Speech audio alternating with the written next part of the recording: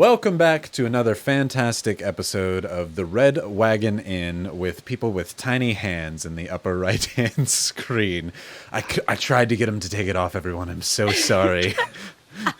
This is cultural appropriation for children. Look at that. You've outgrown those hands. Straight away.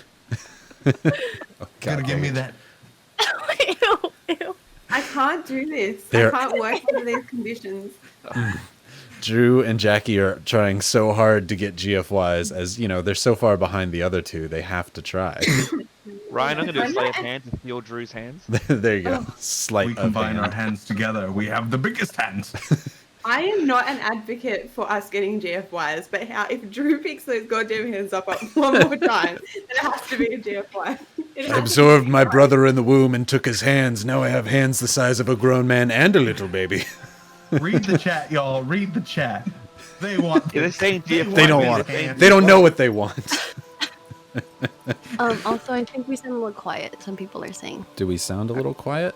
or at least All of Laura us? said. I think they need to turn their volume up purely because it's showing Turn as that redlining volume on up. mine. Not to point blame or fingers, but it's your Or fault. hands. Oh, just catch these Monkey's hands. hands. Well, Why is it canon that you were born with the tiny hands? that's canon Well, now. you see, my mother, she was born with tiny feet. And genetically, I was born with tiny I was hands. born upside down, and you know how things happen. Oh man, what a start to episode 10, everybody! Woo, we hit the double digits. Woo.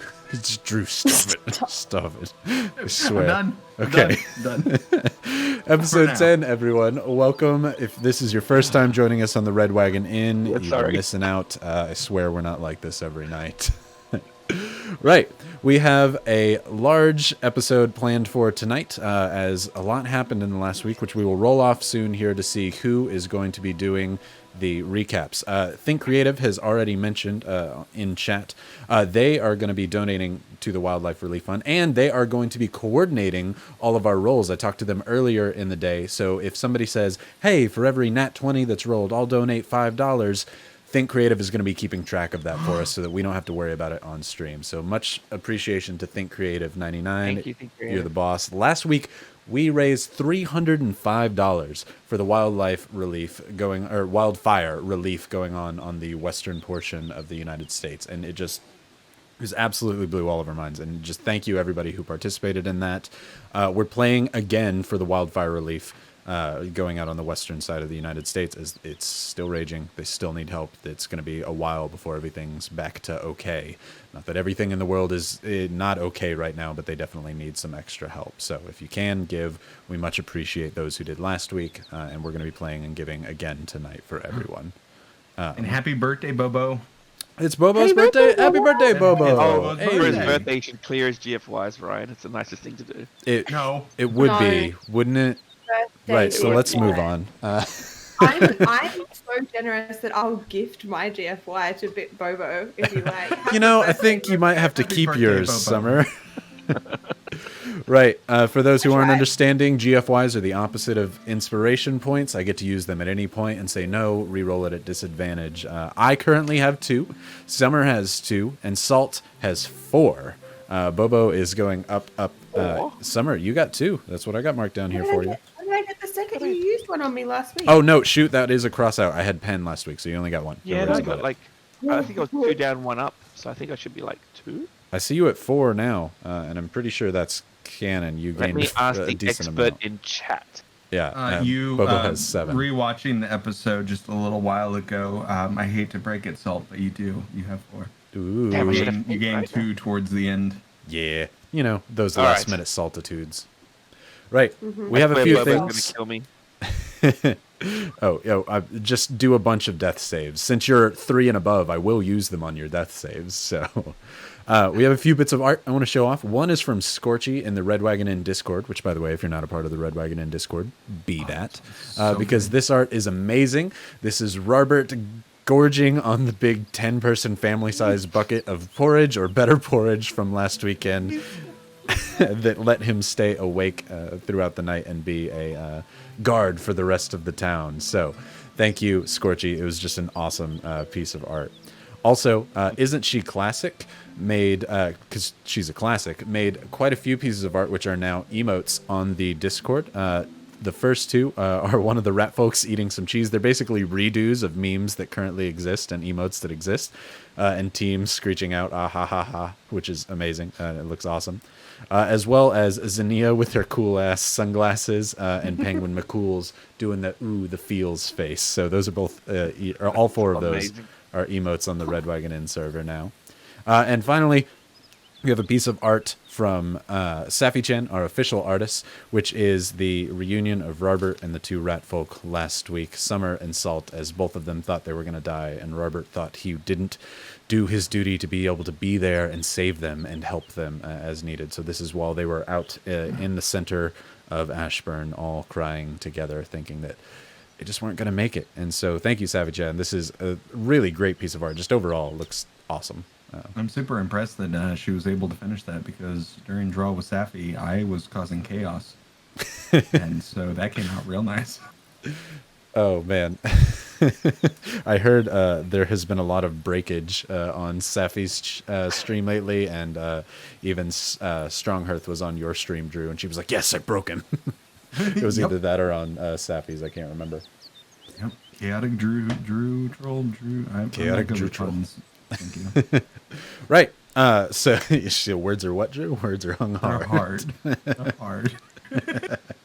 Right. I need everybody to roll d20s to see who has Before to we do do, last Ryan, week's yeah, Should we please. talk about the giveaway as well? Yeah, I was going to do that after, but let's go ahead and talk about it now. Oh. Alex, you're the only one who Cool. knows anything about it. Why don't you talk about the giveaway? We know Well, nothing. Bree knows a little bit too. All right, so this week, guys, we're going to do something completely different. We have some super top secret sets that we work on at Level Up Dice, which can become samples, or we may end up doing a slightly different direction. And we've got one set that we want to give away today that is so top secret that when we send it to you, we're going to ask you to sign an NDA so that you don't share it until the other pieces that were inspired by this one is released. So you'll be the only person in the world with the original sample piece set that inspired then arranged that we're working on, that should be released probably end of the year. So it's super cool, super exciting. Now, if you don't want to sign an NDA, we'll just send you a cool set from Level Up Dice. But if you want to have a piece of history, this will be super exciting. Awesome. I am I'm totally excited. not jealous that I can't enter. Yeah, I know. Same. They won't let me sign an NDA. I tried. I couldn't even I post a signed picture an about NDA it. and I still can't enter. Top secret, guys. Must know. It's not that you have to Thanks sign for ahead of breaking. time. I've seen that question in chat already. It's if you win, you would sign one to say, like, I'm okay with having this and not telling anybody about it. Correct, Alex? Correct. Where do I sign? Show your friends, just don't post any pictures online, that sort of thing. Fantastic. And we'll cover all of that when you email me. Yeah. Awesome. I've already seen people calling numbers that they're going to donate for tonight. Verity Reigns has 17, which is awesome. And Rybomom, more in the Rybo family, doing another one on the Nat 20. So thank you again, Rybomom. Thank you for joining. And thank you, everybody, for participating and, in general, being great humans. So I'm always blown away by the stream. Is Susie in chat today? Is Mom? Sue's in chat? Because apparently I've been told that I need to petition for Drew to be allowed to move to Australia. So Suze will chat. Oh, also, Rybo Dad has joined in on the rolls and has claimed number 13, which, by the way, I don't know how he does it. Anytime we go to any casino and do roulette, he will sit there for 2 hours, not place a single bet, sit down, put money on 13, and it lands on 13 every time. It's happened like 5 times that we've gone, and I hate it, and it makes me so mad because he always makes money and I make none. Either way, thank you for donating, Dad. Oh, it makes me mad every time we go. But right, yeah, Rybo family always coming in clutch. Great. I think that's it. Does anybody else have any other announcements? Let's roll. Let's roll. Let's get those roll-offs to see who's got the recap this week. Big roll. It's not gonna be your boy. It's not going to be your boy. What'd you get, team? Got a 16. Zania. 13? 13. Salt. 17. 17. Summer. I also got a 13. Oh, Oh, hey, no. there's 2 13s already, by the What way. did See, Ryan I know. As soon as he picks 13, it happens every time. I hate. All right. I got a 3. So I think it's me this Only week. fair that you get episode 10. Yep, it makes sense. Aw, beautiful. Right.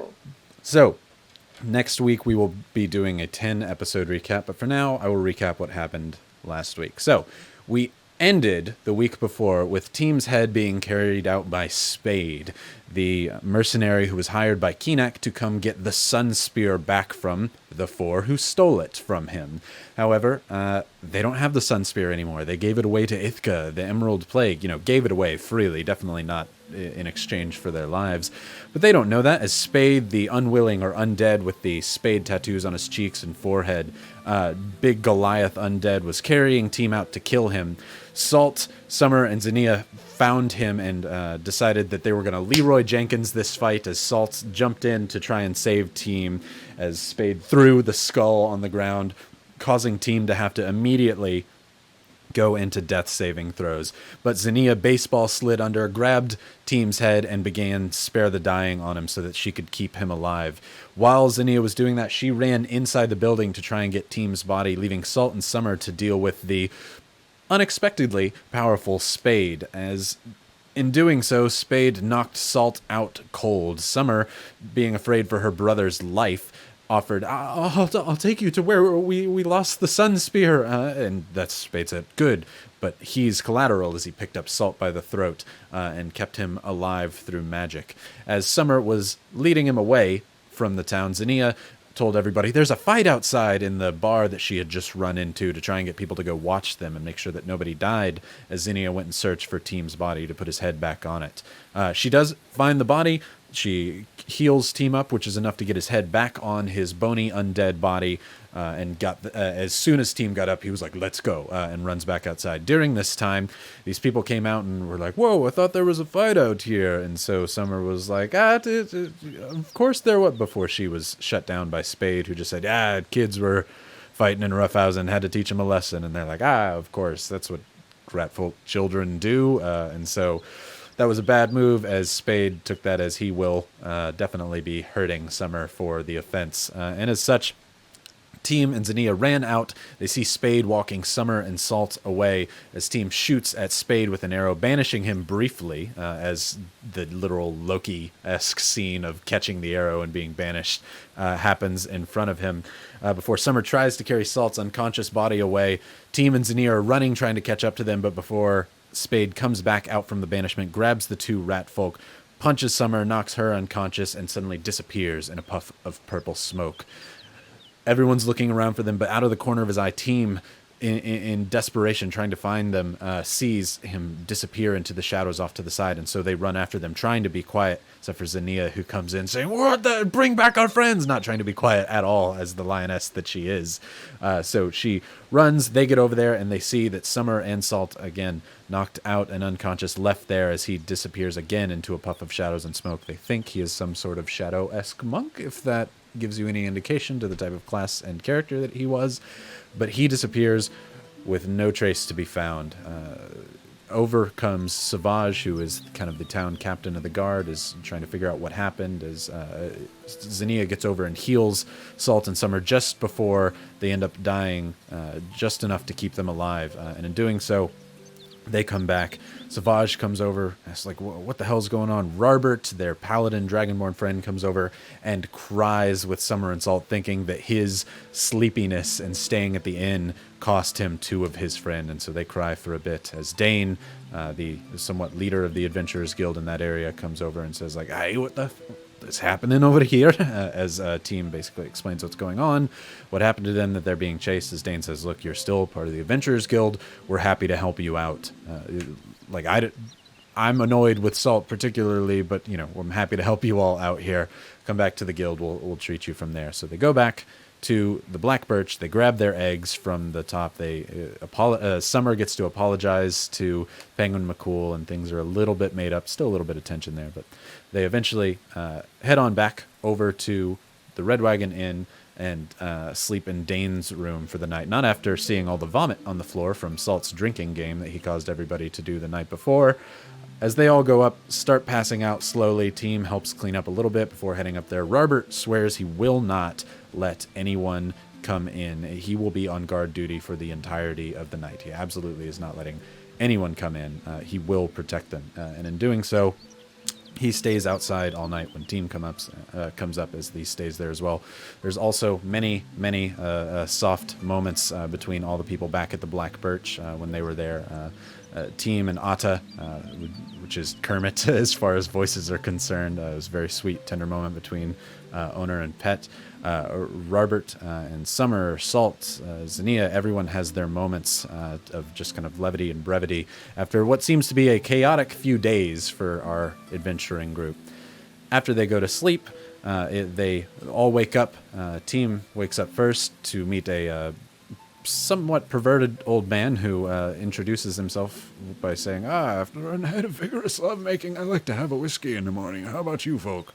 As they say, yeah, of course, I like whiskey. And so they go to have breakfast with them as he and Salt both try and one-up each other as they're saying, let me tell you about the amazing stories that I have. But it seems to get almost sort of jealous before Salt and Summer are suddenly silenced as they don't know what's going on.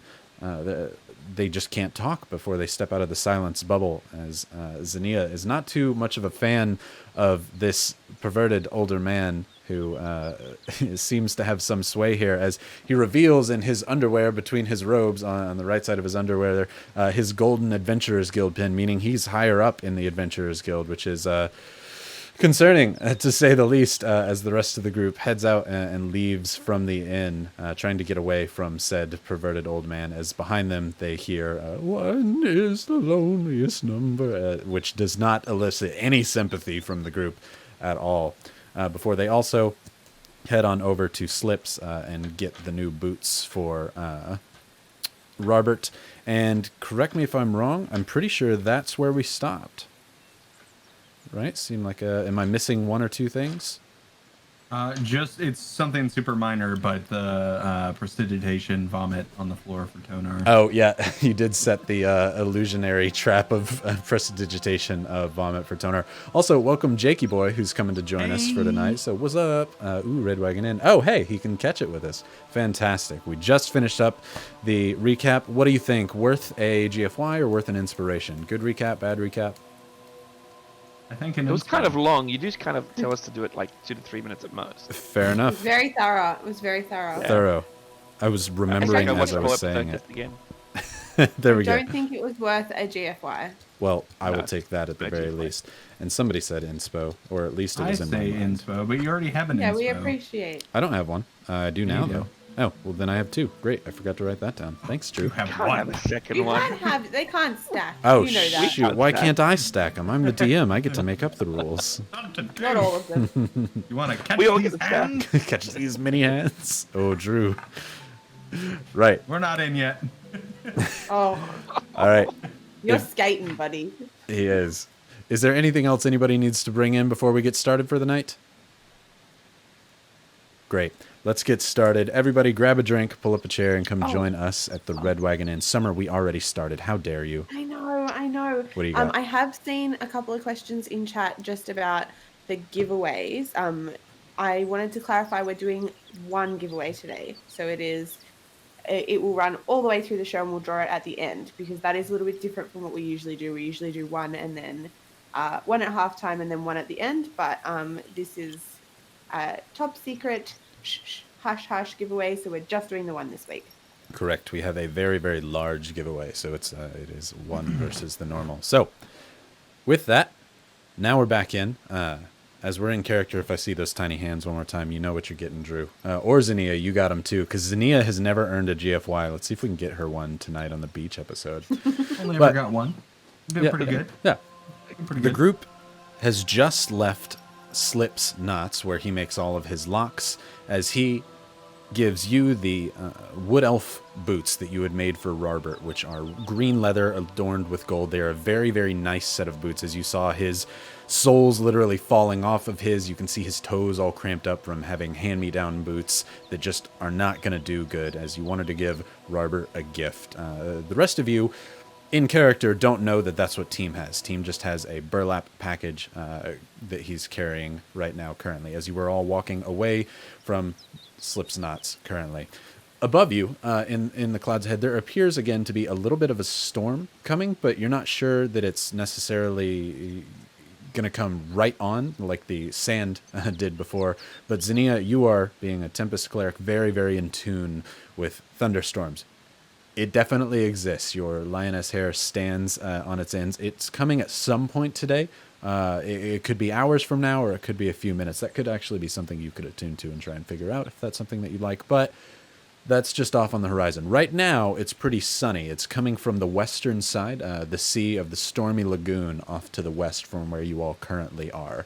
Right now, it's a nice cool breeze. With the storm comes a nice bit of cool air, and after having been in the scorch, this is a welcomed bit of salty, cool air right near the sea.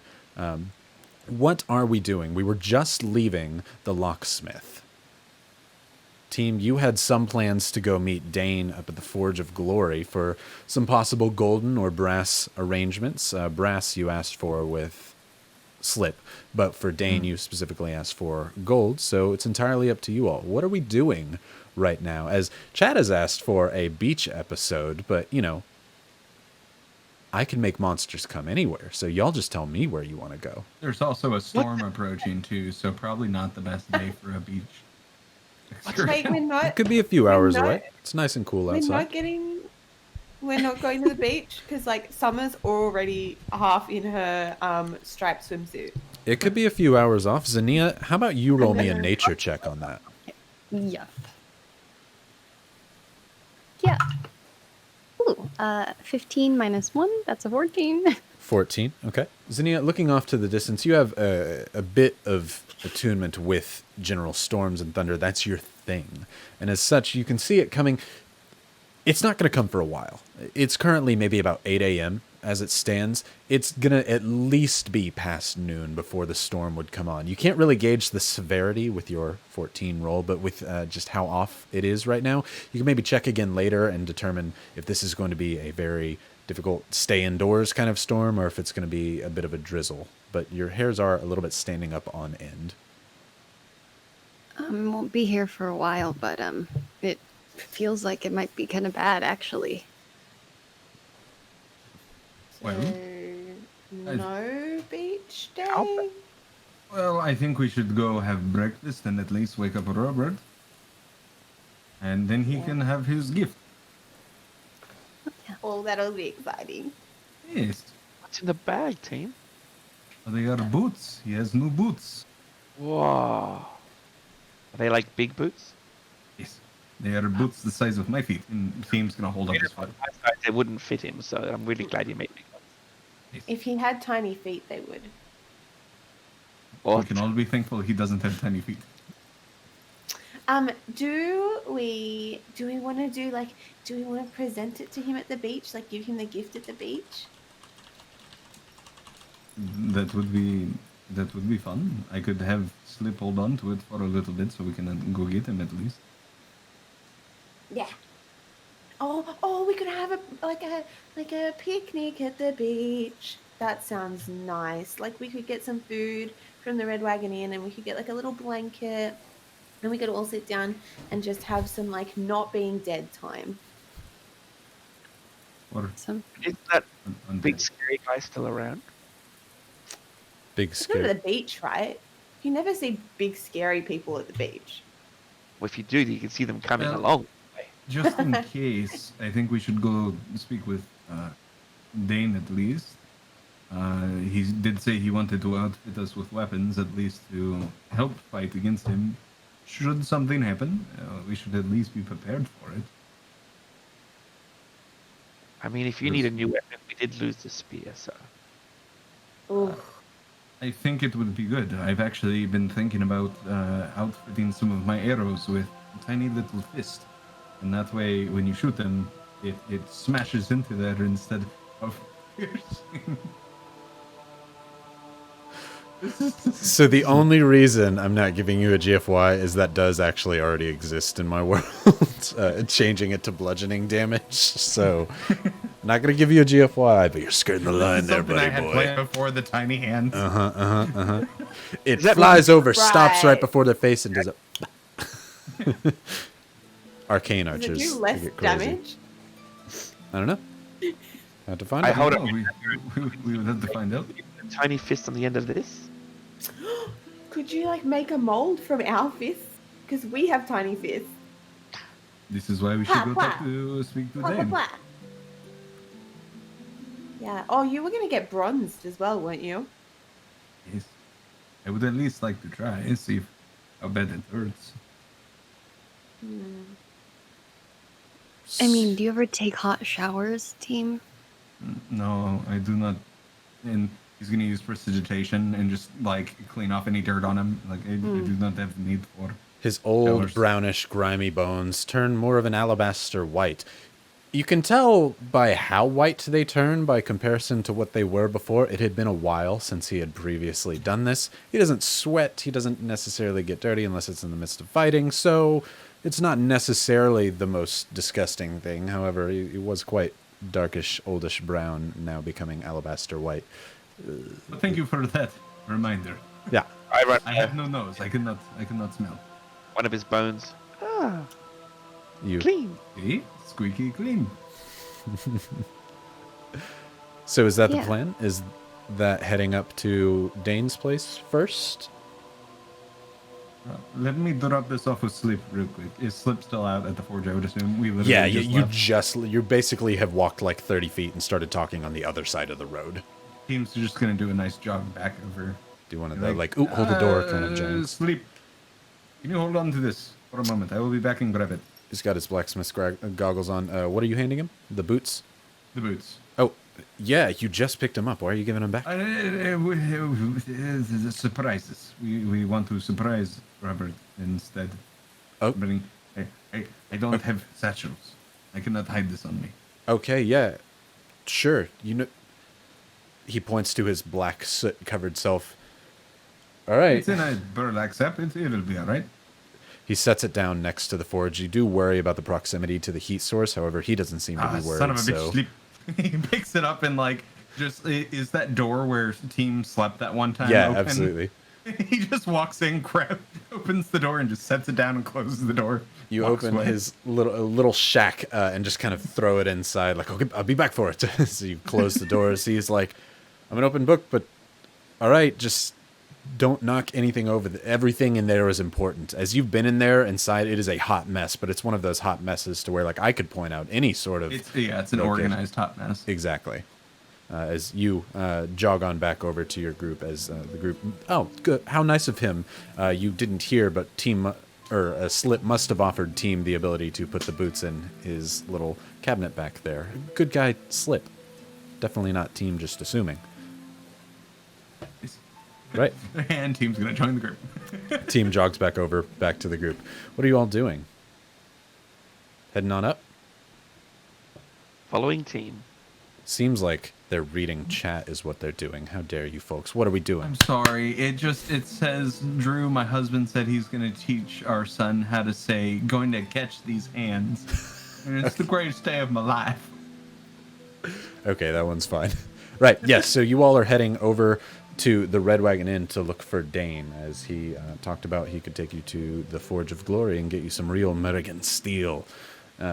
As you head back on over to the Red Wagon Inn, it is breakfast time. There's still a lot of people outside the inn eating their just kind of normal morning breakfast. Some eggs, some regular porridge, not at all better porridge, and so swill for you, team, though you don't eat any of it anyway. As you all re-enter the inn, you see Carlene again behind the bar, serving a few people their bits of breakfast. And you see up at the stage on the Red Wagon Inn, on the stone floor with the little wooden platform up there, you see a familiar old man in his robes and his underwear, playing his lute, finishing up a few songs. I've been kissed by a rose on the face, as he sings before you all come back in, as his eyes open as he sees Zania and says, "No sunshine, where's she gone?" His voice changes, much higher pitch before he it must have been something in his throat. "No sunshine, where's she gone?" Yeah, basically. As you all run back in, seeing the perverted old man in his open robes and underwear smile at you all, specifically Zania, as he gives you a little wink as you walk in as he's playing his old man blues, basically. I have the axe on my shoulders, and I'm just gonna use it to like block field of view. It's like just don't look at him. Okay, I'll You're not sidestep if I have to. You're not sure if it's your mind, but he seems to be getting louder. It's probably nothing as you walk through holding the axe, using the head of the green emerald dragon axe over to block this perverted old man's view. Salt, Summer, it's a good performance. It's definitely eye-catching, but it's not intended for you, etc. It's not as good as that, honestly. Also, someone said, why has he not put his clothes on? They've only been gone for like 5 minutes. They basically walked to Slip's place and said, we should wake Robert up, and came back. So that's what has happened so ADHD far. crew. Yep. Did we go get the boots, then be like, nah, and then go back? So what's happened so far? Yep. Oh man. Wait, so Robert's only been asleep for like 10 minutes then, right? Robert Yeah. has only been asleep for 10 minutes. I was Oh. wondering if you were going to wake him up, but that seems to be the Oh, plan. gosh. When you want a beach episode. So There's we- lots of- Wow. It seems like such a long time since we played. I know it's been a week.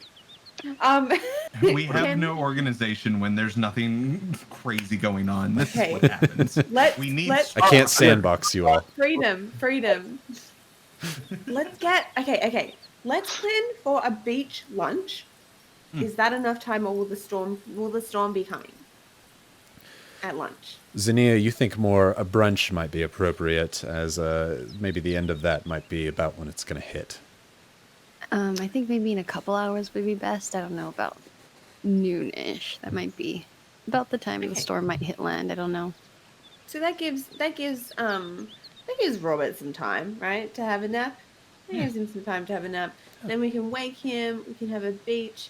Are we really pushing this beach thing too hard? Is it not going to happen? You do whatever you want. I don't care if you have a rainy beach day episode. Okay, we'll pick up some umbrellas just in case. Do umbrellas exist? I have an umbrella sound effect ready to go for the beach.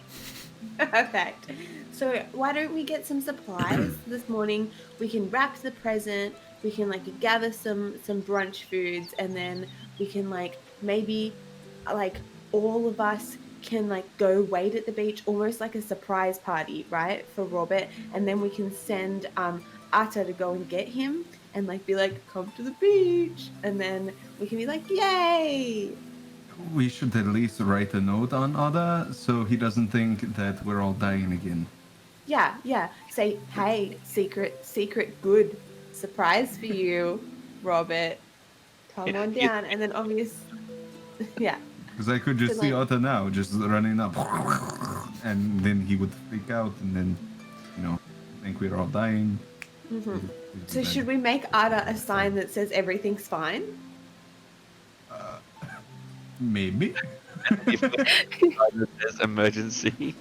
Yeah. And we still have one of those glitter bombs. We could set that off at right at the right time, and it'd be like, Guys. This might be getting a little too extravagant. I mean, We I could just guess tie a you should- note to him. Yeah. Okay. Yeah, a bomb might be scary. Just slightly startling thing to wake up! It's good. It's good that we're finding where the limits are. Ryan, Alex. can Salt do a quick perception check to see if there's any external influences to my party? Absolutely, you could. Alright, that's a 14.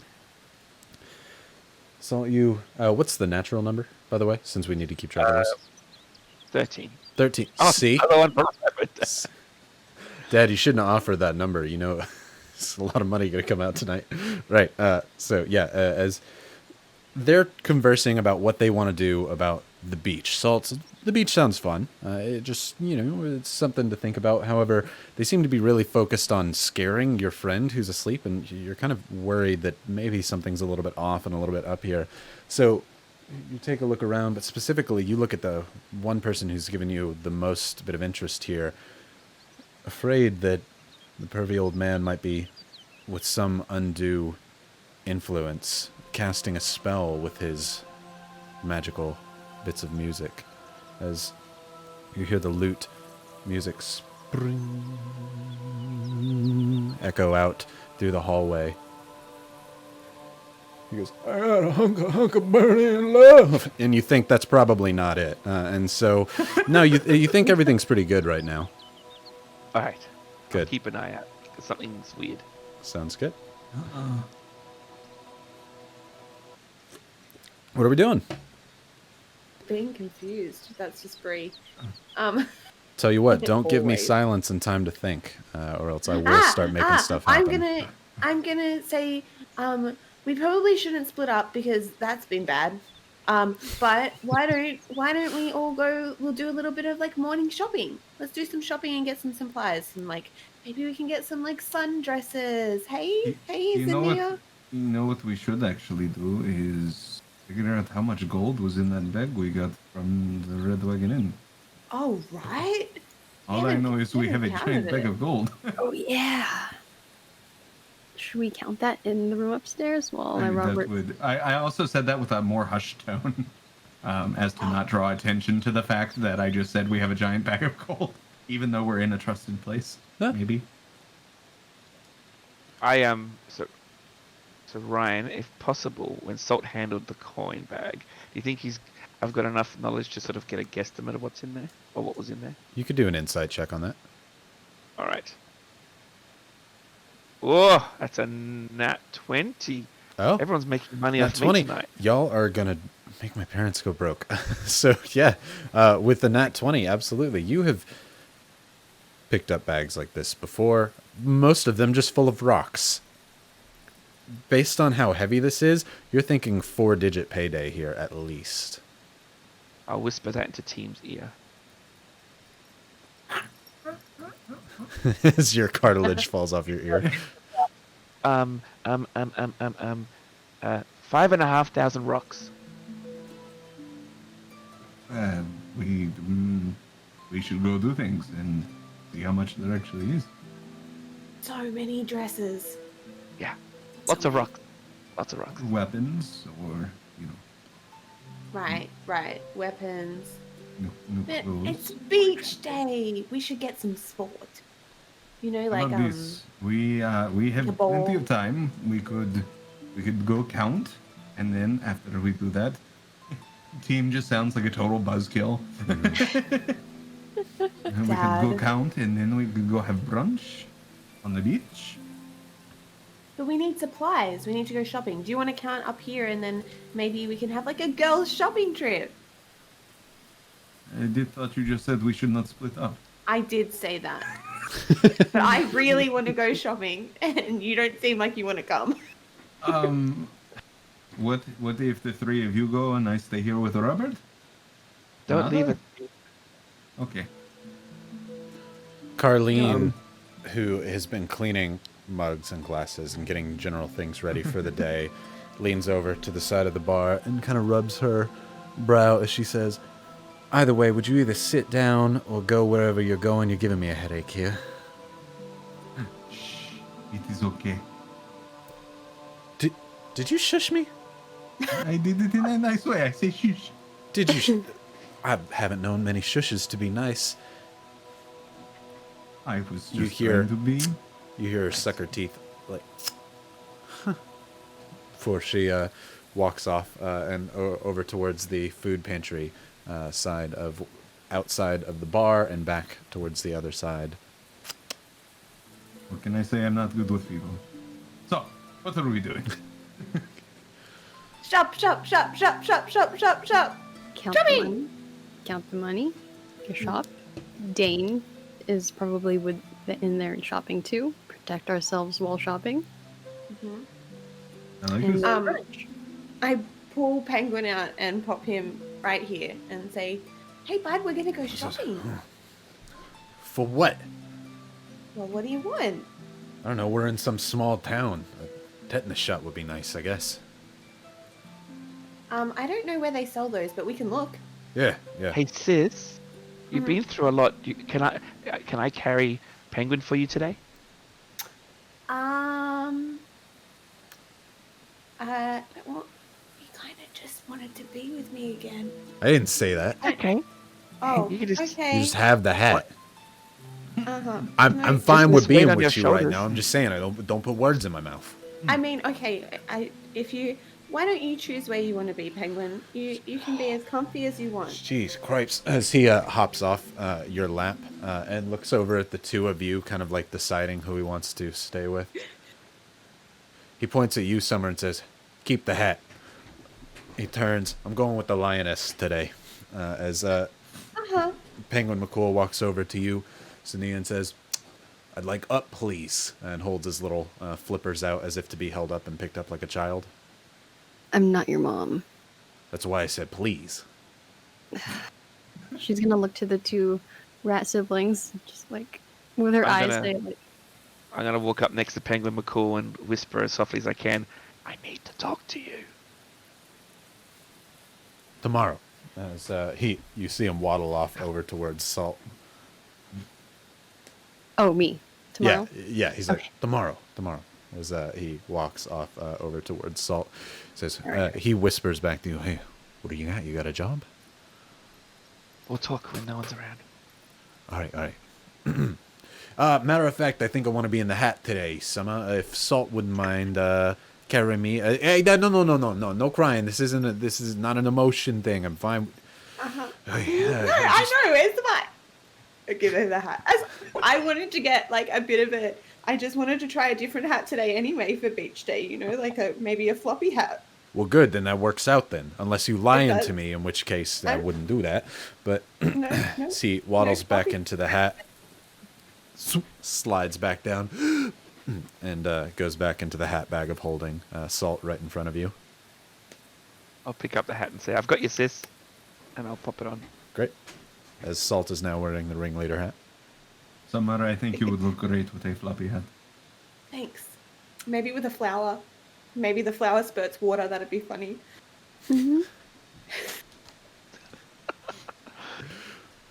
Shopping, right? Yeah, shopping. And the money. Yes. So, Well, All right. shall we? Going Tim's to gonna count the start money walking first. back upstairs. right. You all walk back up to the third floor of this inn. You see Robert no longer sitting up against the wall, but laying over on his side as if he just had a huge Thanksgiving meal. As you got the bucket around his belly, holding it like a pillow, you can hear him not only snore, but just kind of moan from overeating a whole family-sized bucket of porridge as he... But it seems to be a very deep, comfortable sleep. He could not make it into the bed, and you're not sure that you'd want to wake him up to even give him that comfort, though the porridge is all across his face. As I pass by, just a quick prestidigitation and clean it off his face. You see his tongue like reach out as if like, "Oh, what happened?" before he just falls back asleep. You open the door to your room, which is Dane's room, and head on in, bringing everybody else inside, and close the door. Before you have the bag of gold, which is in the hat. Salt, you pop it out, set it on the ground. It makes a large as it sets down, and you can hear a lot of metal clanking and kind of almost like a slinky slamming onto the ground there as you set it down. It's about as big as one of the pillows on the bed up there. We're going to count this thing? Do Great. it. It's going to take some time to count this and to do it efficiently. So I want all four of you to roll an investigation as you all are taking part of this, unless somebody else is wanting not to do this and to be doing something else during the counting. Can I get Robert? I don't think it's gonna take the whole time, but get him like a blanket and a pillow and just like cozy him up where he is, Oh. make him nice and comfortable. Absolutely. You take one of the blankets from the unmade bed and throw it on over Robert. You try and lift his head up by like pulling on his horn to just lay him back down onto the pillow there, but he's got a huge, heavy dragonborn head. You just kind of lay it on top of him and hope like he'll wake up and go figure it out and head back in and join in with the counting on there. I'm What's going that? to quickly go to the bathroom. Okay, sounds good. So Salt is going to leave during this time for a brief moment. Team Summer, Zinnia, what were your investigation rolls? Sorry to whoever has 13. Good lord, dude! But First I of got all, a thank you. 14 plus. Oh, wait. Well, I have Oh, 13 you plus didn't 1. get it. Oh, 13 plus 1. Got it. God, good dude. I swear. 13 plus 1, 14. Zinnia, Sorry. I got a 12, 12. which is Ooh. close to 13. Okay. Summer. I got a 9 plus 2. Okay. So 11. Great. Because you're not all particularly fancy, learned, educated folk, it takes you a bit of time to work out a system that doesn't have you recounting gold. There's about 10 minutes where you start counting before you realize, wait, I've been putting my gold over there, and you're like, I've been taking from that pile before you have to kind of start over. And so it takes a little bit longer than you had expected. But during this time, let's go to Salt as you head on out to go to the bathroom. Where are you headed? I'm just going to be outside of earshot, and I'm Okay. going to pull the hat off and pull Penguin out. You Or walk get him on to come over out. to the far end of the corridor. You can see Robert over there snoring, but this actually gives you a decent bit of cover as the noise that he's making is distracting for anybody else who might hear. Otherwise, yes, as you can see his very tough, mean face in the plush there on the scary. screen now. Oh, see, with his arms up, he's like, what do you want? Oh my god! I don't know. I died, right? And I saw 7 lights, and then all of a sudden now I'm back, but I don't know if I'm actually right back because this time there was color, and now everyone's acting weird, so I don't even know if they're real. I need you to help me figure out what's going on because I don't think Summer's Summer and Zenya's Zenia and Team's not Team. Wait, you think they imposters? I don't know. They want to go to the beach. Oh, whoa. I don't know, man. Our pussycats are afraid of water, so that doesn't sound right to me. And Bone Men, what do they got to do with the water? And But you're when's the real, last right? time you've ever seen Summer take a bath? Never, if it's as far as I'm concerned. But I've been in the hat this whole time. You probably know. It's a real question. I don't know. When's the last time you've seen her? Well, we don't really take a bath. We lick. Well, then this is all the more suspect, if you ask me. Yeah. I don't even know if I'm real me or if it's like a different me. I help. He looks at his cinnamon clove. He's like, hey, why isn't this thing... As Summer's the one who makes it smoke. Hey. He put... Whatever. It's a nasty habit. Right, so how are we going to fish them out? See if it's really them. Wow. I like the use of fish, but No. Those are for eating. I don't know. We can do like a test maybe. Yeah. We like walked over and then got these boots and then didn't get the boots and then walked back. So it's like really weird. That I've been trying to play it cool, like be really like just background quiety, and I don't think they've noticed that they think I may be onto them. And tell you what, something else I noticed when we was downstairs and I was out of the hat. Could have sworn there was a guy singing just about Xenia, and she wouldn't even give him the time of day. Yeah, I mean, if he caught singing. But yeah, I know he's like old and has like a gold pin and really uses of long, annoying words as well. Right, that's what I'm saying. Xenia doesn't seem like the type to just brush off the elderly. What if he needed help? What if he was in just an old, frail old man? And she... That doesn't sound right. That doesn't sound like them to me.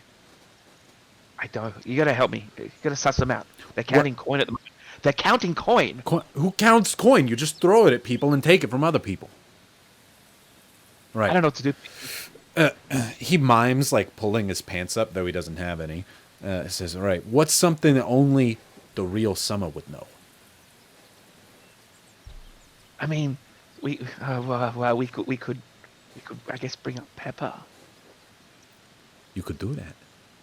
But you know how she acts when we do. Well, I guess we can see how she reacts. That's a good idea, Penguin. Or Oz. That's a good one. And then, I don't know Xenia team enough to do this yet, but if they really want this beach episode, I say we push them in the waters. If they react violently, that's a good sign that it's actually them, because they never would have wanted the water. But if they actively want to be in the water, could be doppelgangers. Could be. Doppelgangers like water. Do they? Is that a real thing? I just thought it was a word. Yeah, chat. I don't know. Who would know? Isn't that like leader of this area might know more? I don't know. You need to help me suss out. You need me to figure out if it's Summer. Because, you know, if Team Xenia are Team Xenia, that's okay. I mean, they're great and everything, but you need to make sure Summer. They're expendable, really, is what I would say.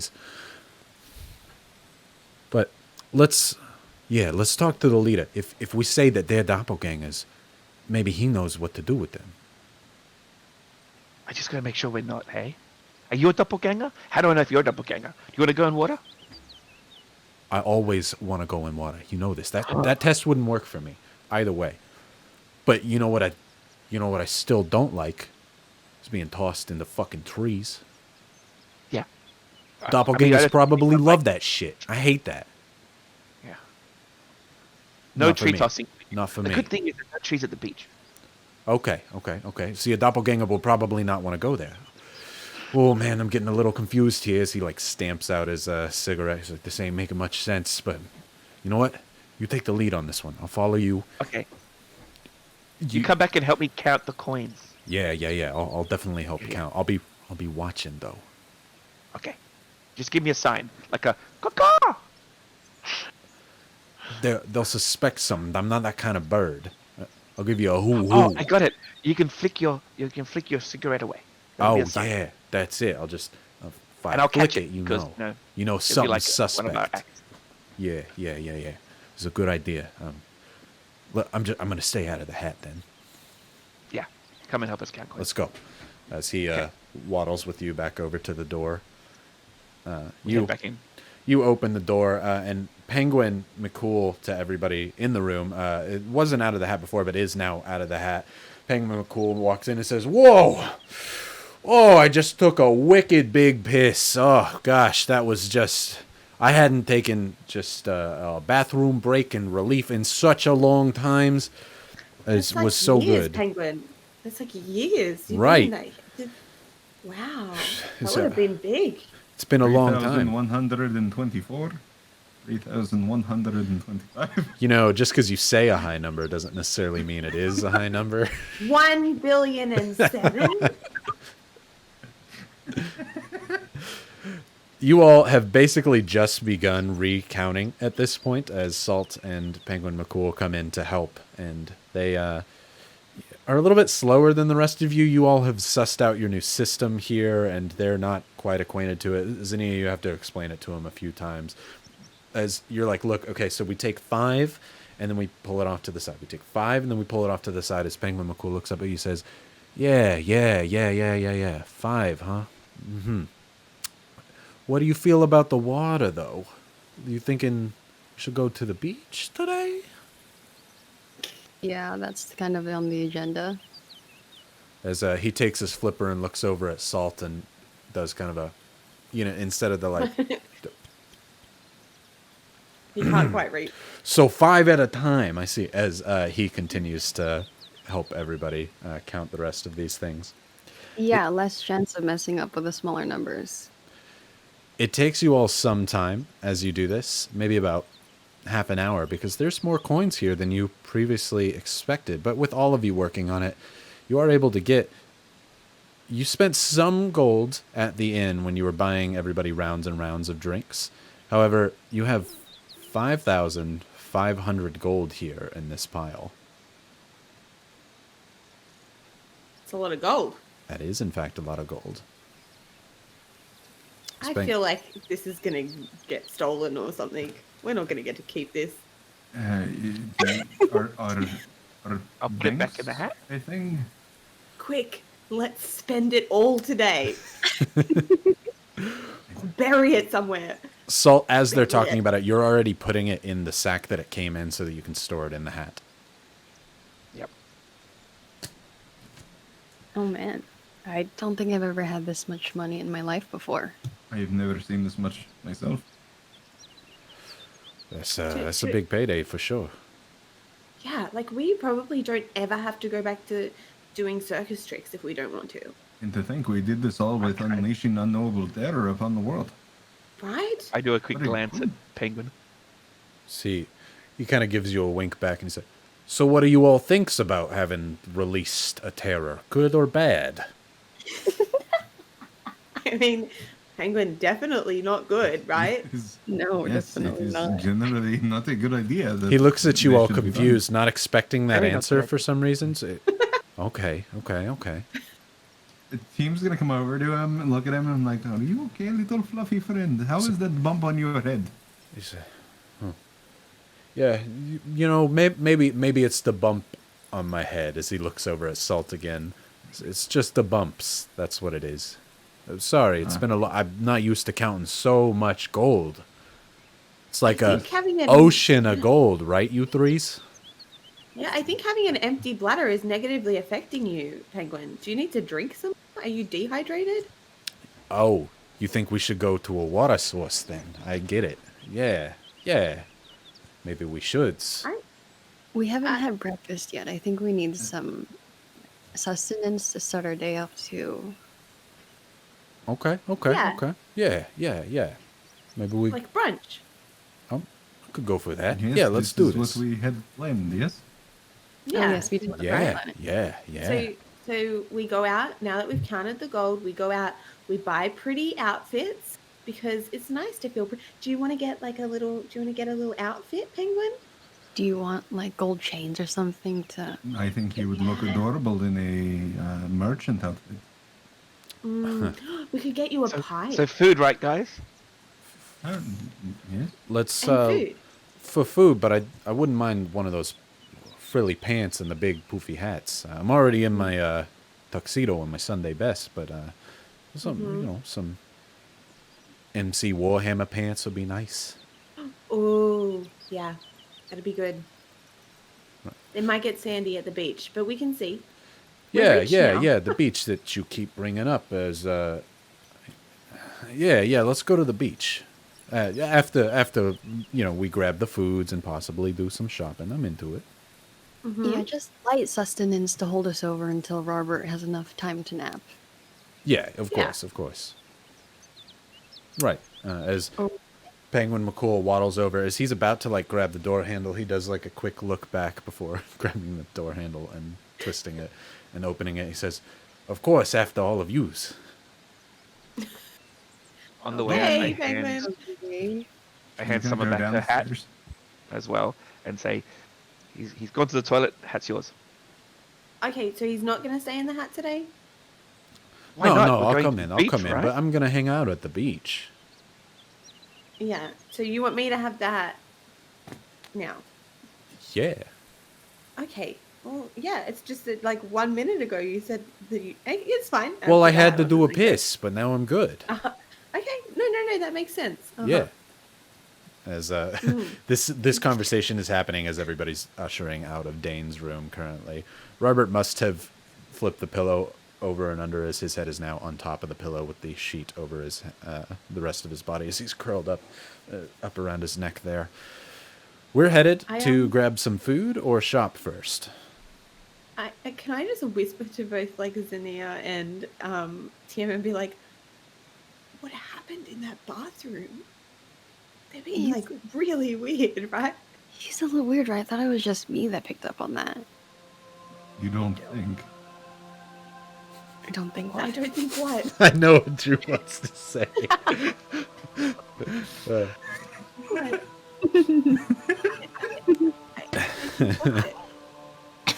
Don't think what, team.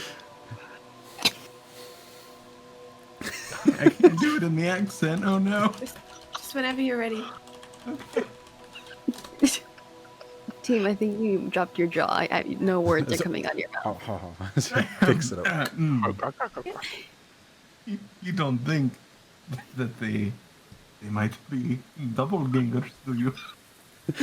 Salt, how about you and I roll a perception real quick? Cue the Spider-Man meme where it's two Spider-Men pointing at each other.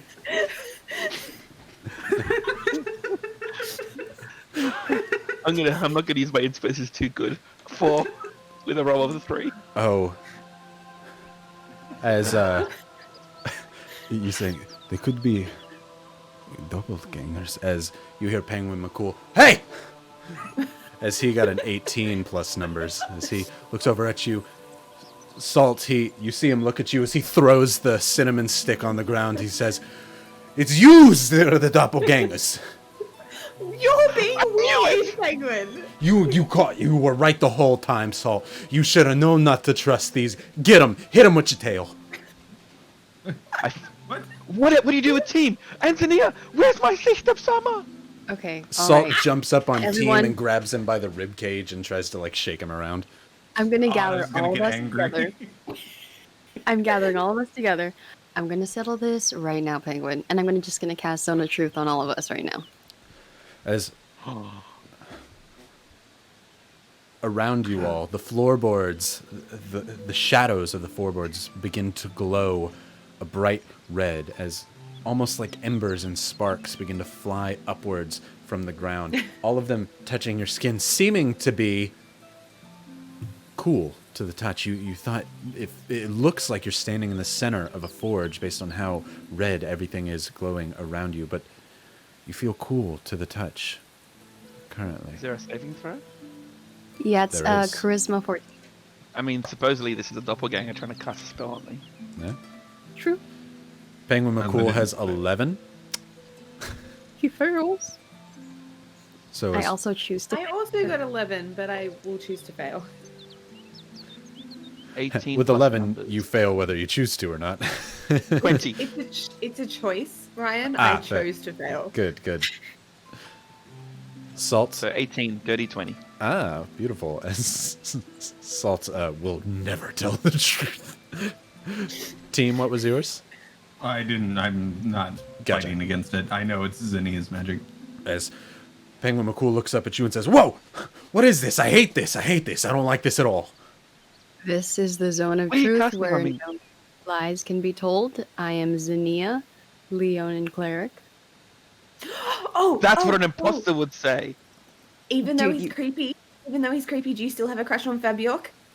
Oh God, no! And she starts to get chills like down her spine, and her fur starts to stand. Are you telling the truth, Zinnia? Yeah. Okay, just making sure, because if not, No, because it's in here. No, you had a crush. You were like, You "Oh." did. No, he's so good looking. No, I'm just kidding. There's no way you don't have a crush on him. It seems that she does not have a crush on Fab York anymore. That it was merely a passing fancy. As Penguin McCool goes, "Ooh, I would have been a little skeptical about that. His abs were just washboard, but this fire isn't hurting us." And I was, yeah, I don't like him either. As nothing seems to happen to Penguin McCool. As he seems to be I telling the personally truth. cannot stand the man. In fact, last night I pulled a prank on him and used my magic to make vomit appear on the floor, so he had to clean it. That's funny. Who are you really, guys? And why are you wanting to go to the beach? And ataram tim himotranu, wachada atenuawa. And he points to Ara. He's speaking gibberish that I don't understand, Is he casting a spell? but it sounds right. I heard Atta in there, and Atta's a nice dog. Yeah, it's me, your sister, Summer. You know, Did you- born out of the same rat. That girl. Waddles over. Penguin McCool puts his flippers on your cheeks and kind of rubs them and massages and says, "Oh," as he gives Summer a quick little hug. He's like, "I really thought you were one of those shape-shifting bad guys. I was." He walks over and picks up his cinnamon stick. He says, "Light, please." Whew. As he But takes Penguin- like big puffs as if trying to calm his nerves. You know, I was Penguin. skeptical at first, but You wanted to change your outfit. You've never changed your outfit in all the time I've known you. I know. You never buy me no clothes. I don't get to control the money. Sometimes I want to be You've never fancy. All Clothes buying right. me. I walk up to Summer. My tail's sort of sitting up, ready, and I grab her by the shoulders. And I'm like, "Fine. Mhm. How much do you love Pepper?"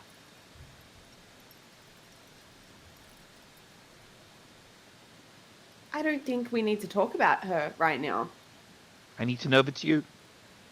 I I don't don't want to lose think we my need- sister. Another one.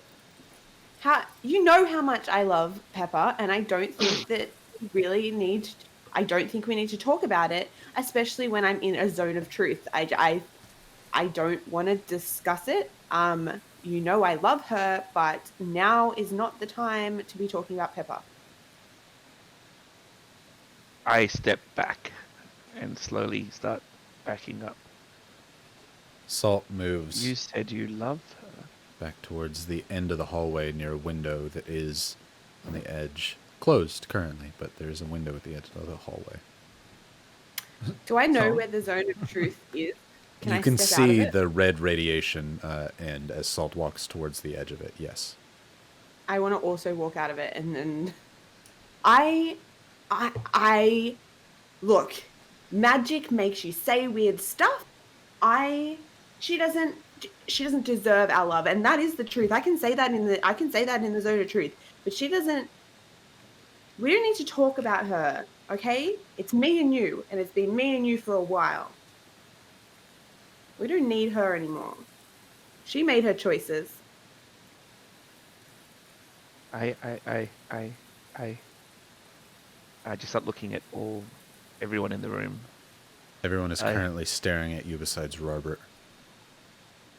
I'm trying to not politely listen, like I'm turned to the side, but like my ears are still perked up. Okay. Just You're turned one direction, and your cat ears Ears turned are the other other. way. And then,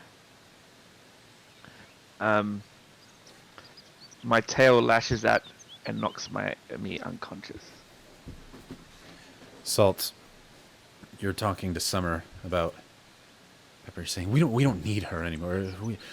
She's nothing to us. As Salt kind of looks almost like a cornered animal here, confused and afraid, as suddenly the metal on the side of Salt's tail, not the piercing front of it, smacks him in the side of the temple hard, as Salt falls, seeming to have struck himself with his tail as he falls unconscious on the ground. And Penguin McCool goes, "Oh my God, he was the doppelganger the whole time!"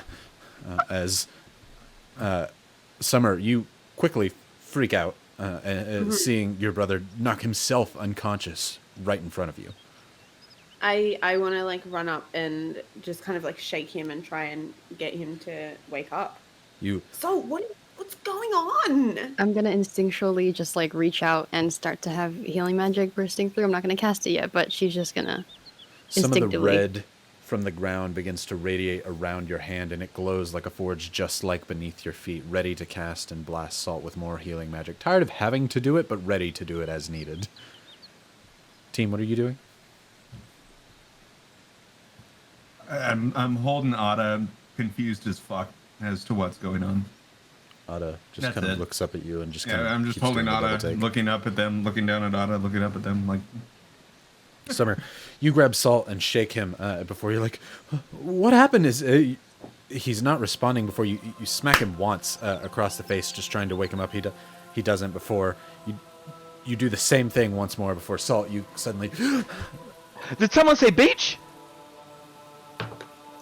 What the fuck, Salt? She drops her hand. What? So, yeah, pulls We're going to the beach, right? What's happening? Only a doppelganger would want to go to the beach. I knew it. I knew it was Salt this whole time. Get him in the zone. Why? What? When would ever I pick Was him it- up and put him in the zone, or just shove him into the zone? Salt, Get your ass in the zone!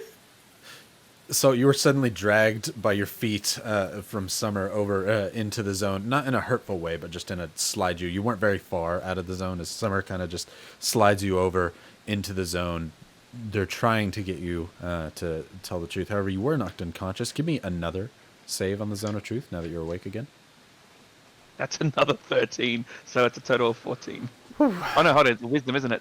Yeah, 14. 14. You pass still because it's 14 as my save. Okay.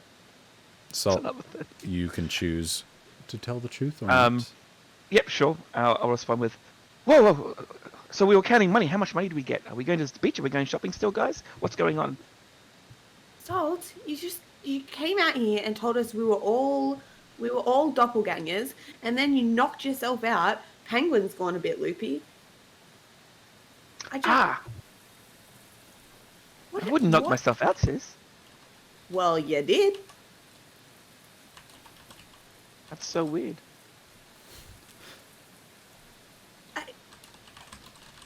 I'm really not into you, like dying all the time. It's not cool. You really need to. I'll try my best, sis. I just wanted a dress. We have a lot of We can money. get you the fanciest dress there is in the whole town.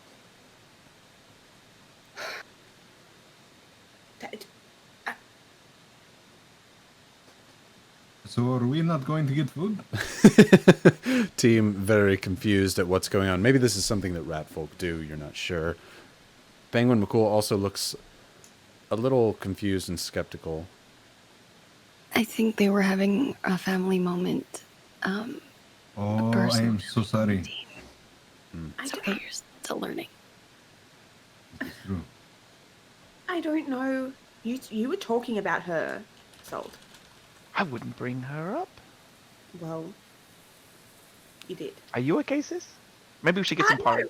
Ah, Let's I'm get some not porridge. okay. Yeah.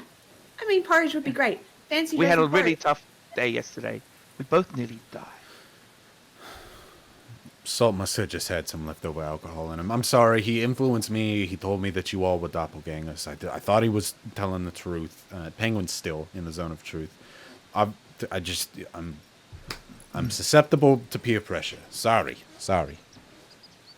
I turn around and I point at everyone and I say, you look. We are going to get food. We're going to have a beach day. We're going to do some shopping. God damn it. Chat, damn it. Let's get out of here. Yeah. And storm out and go downstairs.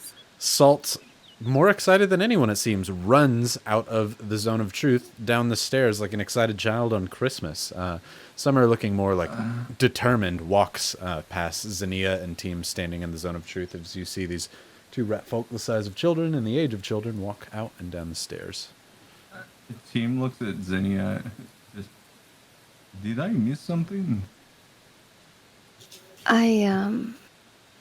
I also feel like we might be missing some information, but it seems like it's personal family information. The team doesn't know what to say. We'll leave it be for Ah. now. You both just Families are weird. Yeah, they're complicated. You both nod as Xenia, you retract the zone and pull the sparks up into your hand as they seem to glow up your arm before going back inside of you before the glow fades away. And you two walk down with Penguin McCool waddling by you down the stairs, trying to catch up with Summer and Salt. She'll look to Penguin and be like, what's your story, Penguin? You're a little complicated too. Ooh, wouldn't even know where to begin. As he leaves it at that, he seems to keep walking. Doesn't mean you can't press him for it, but he does stop talking as y'all are walking down the stairs. He has to kind of hop down each stair. Team's gonna hold out his hands and say, "You want up on shoulders? Make it easy for you." Yeah, actually, I would very much appreciate that. As he, real quick, takes a quick puff of the cigarette. As He's gonna hold him up on the shoulders and then stop and then turn and face Xenia. he taps on What the are we horn. doing? Thought we were going. Yeah, let's follow the Macro siblings. Sounds good. Great. As you two walk down the stairs, you see Summer and Salt up at the bar. Summer, you thought best to find and ask Carlene where the best shopping might be within Ashburn. The town is maybe 5,000-10,000 people in it, so there's not a huge amount, so there must be an area where people go and do their shopping and their trading. As Carlene has come back from the food area and is sitting there enjoying a drink and a book as she was writing in the book as you come up, you think that she's a good person to ask. We'll put it at that as you approach her inside. How would you ask about where to go? Hello, my dear. We are going to have a fantastic shopping day today. Where might we find your loveliest wares in this fine town?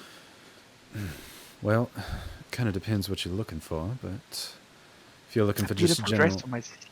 well, yeah, dresses. We actually we do have some shops here at the inn, out on the outside of it, back towards the beach side. The shops that open air. You might have seen somebody who does some of the nice dresses around here. She points out one of the barmaids who's taking breakfast over to the other side, who's in those fanciful shiny kind of red and blue silk gowns, as you also see Team and Zinnia walking down the stairs with Penguin McCool on Team's bony head, as you all can hear what they're talking about currently. She says, "We have quite a skilled tailor out the back. She's very good at what she does, and if you need something as far as dresses are concerned, that might be where I would point you. If you're looking for more jewelry, I would ask the dwarves in their marketplace, but then otherwise we just have a general marketplace here in Ashburn." Wonderful. And in terms of picnic essentials, cheeses, meats, wine, ale. Well, we could be happy to acquire those for you. Tonar is quite versed in cheeses, meats. I'm particularly versed in wine myself. Well, if I could leave some gold with you, we would love to just compile a bit of a. We're having a surprise brunch, you see, because this is going to be a good day. It's going to be a good day when I look at Salt. It is, yeah, good guy. And we would love to. We're going to get a little picnic basket. We're going to get a blanket. We're going to have a beach day. So if we could come in, how long do you think until we could come and pick up that assortment of foods? We could get you a nice board of wines, meats, and cheeses. That would be no problem. We can definitely just give us maybe 20, 30 minutes, and wouldn't be too much of a problem. We shall pop out the back and look at the fineries, and we'll return to collect our picnic basketry. Beautiful. Glad you finally decided on something to do. She closes the book and starts walking back towards the food area in the back. Very much sarcasm in her voice as she hops off and heads over towards the back. She thinks she's pretty great, doesn't she? Come on, let's Sure. go. It's that silver pin, right? I just say, dresses are this way. And I walk out the back. Summer turns around on the bar stool towards you, Team and Zinnia, and says, "Dresses are this way." She hops off the stool and begins walking out, Salt, you following eagerly behind. Zinnia, Team joining as well? Yep. Great. As you two, or all four of you, head out the door, you look to the side and you can hear the beach off in the distance. It's close by, maybe about 100 feet away from the edge of the inn here, and just down a little bit of a hill that goes out to the beach on the water. There's a large dock nearby with two ships that are currently parked on it. One that's more of a there's multiple like fishermen's dinghies that are just kind of pulled up into the sand. There's one that's more Viking ship-esque. That's not like a long skip, but small enough to fit maybe 10 people in it. While they're at the end of the dock out there's kind of two actual docks that lead out. At the end of the dock, there is a larger ship that leads further and further out on the edge there. That ship in itself is quite large, definitely a full cruise Navy kind of ship that seems to be in town. Wasn't there the day before, but it is in now. Just that kind of salty air as it gets closer feels nice, feels cool against your skin. You spent some time in there counting the coins, and as such, the storm cloud has gotten a little bit closer. Again, still a few hours off, but it's starting to get a few more clouds overhead to where it's not just a bright, sunshiny morning anymore. It's definitely a cloudy, overcast type sky. That kind of salty, fishy air fills your nostrils as you see several people working in the dock before you move over to the edge. And you do see there's actually 4 stalls on the outside of the inn there, where there are a few people just kind of sitting behind the stalls with their feet up, seeming to be waiting to do business. There's a dwarven matron there who has this kind of, it's more yellowish red than it is straight red. It's kind of a cross between blonde and red. It seems like every other strand is one color or another that rolls down her hair there, sitting off to one side. She seems to have an assortment of jewels out in front of her, and on the desk here, next to her is a golden elf matron that you've seen before. Well, not seen before. Actually, the question I'm trying to say is, everybody roll me a history check to see if you have seen a golden elf matron before.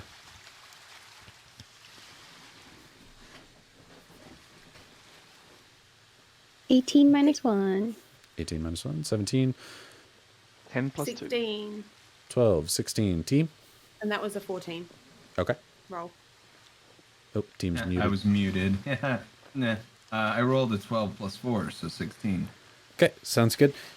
You all, based on the descriptions of golden elves, can assume that she is a golden elf. Just the brightest of blonde hair, and her robes are this kind of purplish blue that go all the way down her body as she's perched up onto the side there. She has an assortment of books and incense burning off here onto the side, as well as some clocks that are all and around this stall here.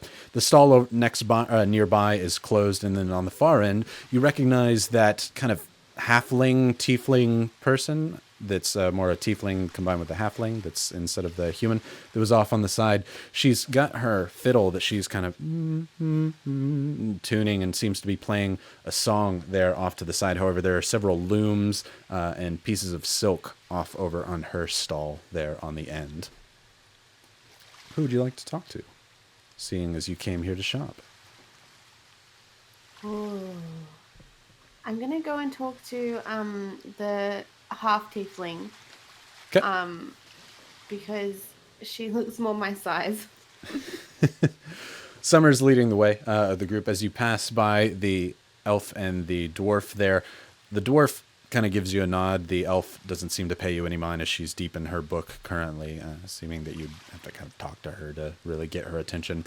Before you head over to the tiefling, halfling person, she's tuning her instrument. She sees you come over before she, the kind of stops as she sets her violin down and says, "You lot, boy, what a Hi. night you all must have had." Yeah, how was your night? Oh, just fantastic. I got to play music. Everyone threw up on me. It was a night, I'll tell you that. And I didn't even really get to hear the story as it kind of stopped and started. I got the gist of it, but I can tell you the story. No. I think I'll talk to Dane or my father on that one, see what they heard about it. Oh, does your father, is he in the guild as well? Yep, he's he might be awake by now, but yeah, he and Dane know each other. They go way back. Ah, nice. So it's like a family business for you. Kind of. I'm adventuring. I'm not so much an adventurer. That's not my thing. But I get to play music here. I get to sell my wares. It's a life. It's a living. Oh, we actually, my name's Summer, and this is my brother, who is gonna have a great day, and his name is Salt, and our companions are just coming along now. What's your name? Joyos, nice to meet you. As she reaches her tiny little arm out and shakes your hand, shakes everyone's hands. She offers her hand for everybody to shake, unless anybody else chooses not to. But she tries to look up and kind of holds her hand back, like, "Do you shake?" to Penguin McCool, as he says, "Of course." As he like taps on your horn to have you like lean over a little bit, team. As she stands up to be courteous to you on her stall and shakes Penguin McCool's hand as she hops back on her stool there and says, "Right. So, were you looking to like buy something? Oh, I'm sorry. Forgive me. I was far too rude for somebody who should be selling you something." Look, we didn't make the best impression. We're trying to kind of start fresh. We're having a beach day today. It's going to be really good. We're really excited, and so we're looking for like beach activities, and also just some fun things to wear. A beautiful dress for my sister. Yeah, well, and seeing as we look to be, kind of similar proportions, I thought you might be a good person to ask about where I might find something for my size. Absolutely. We do custom work, obviously. It's something I can make happen, but I have several outfits ready to go if that's something that you would like to take a look at. Any of you?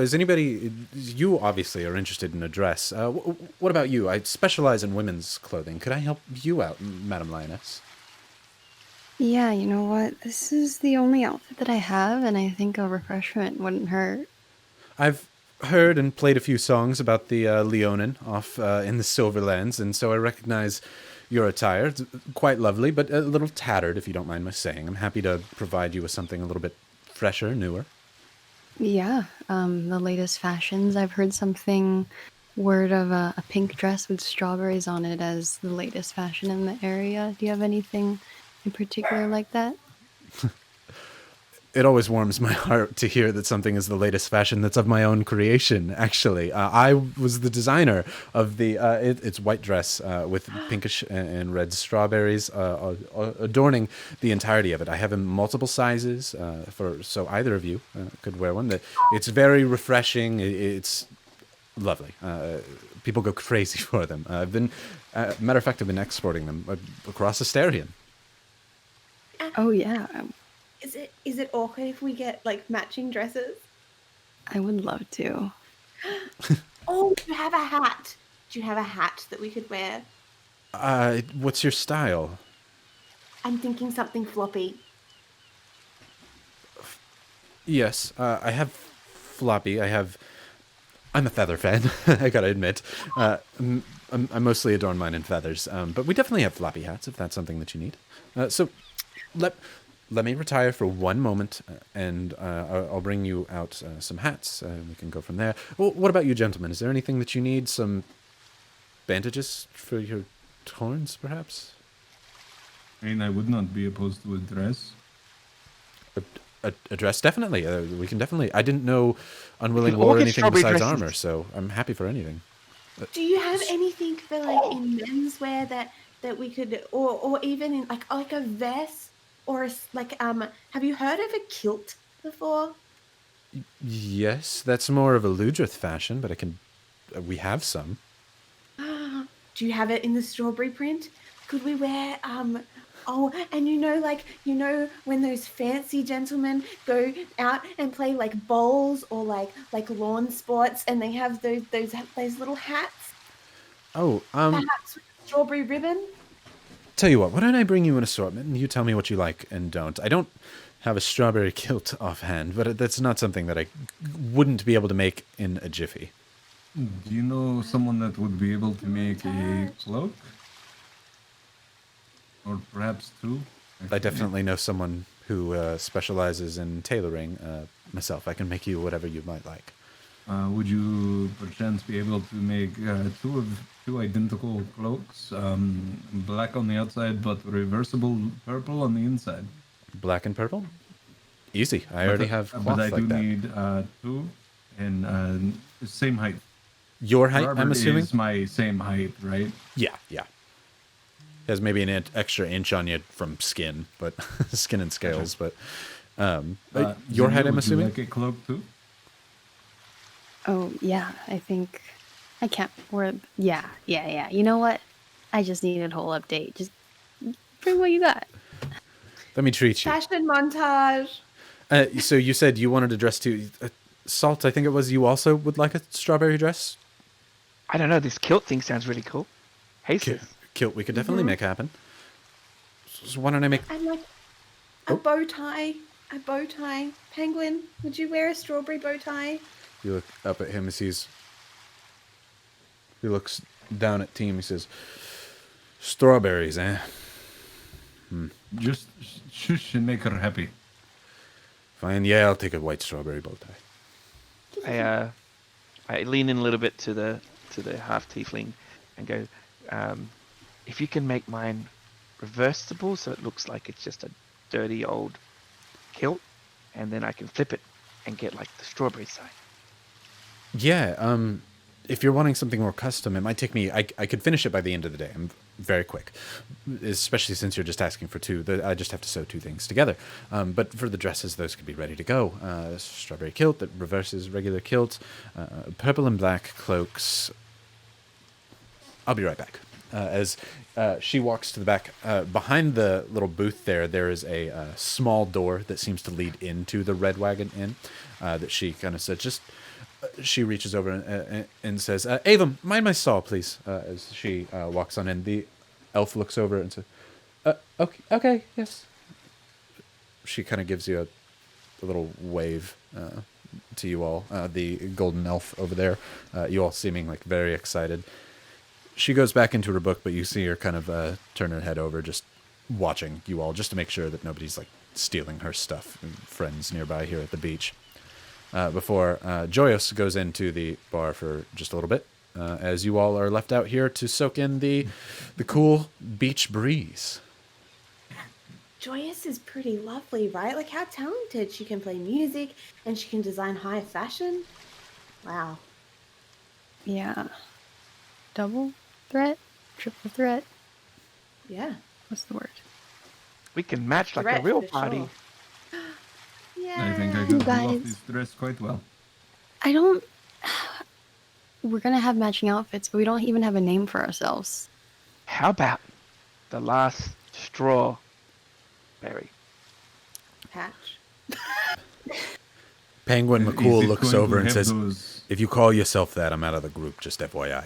I was going to say, is it going to have the pauses in it as well? Otherwise, They're hyphens. they're all We have a few Very- pauses. touch. I Salt, you're I don't- skirting the GFY line, and you know it.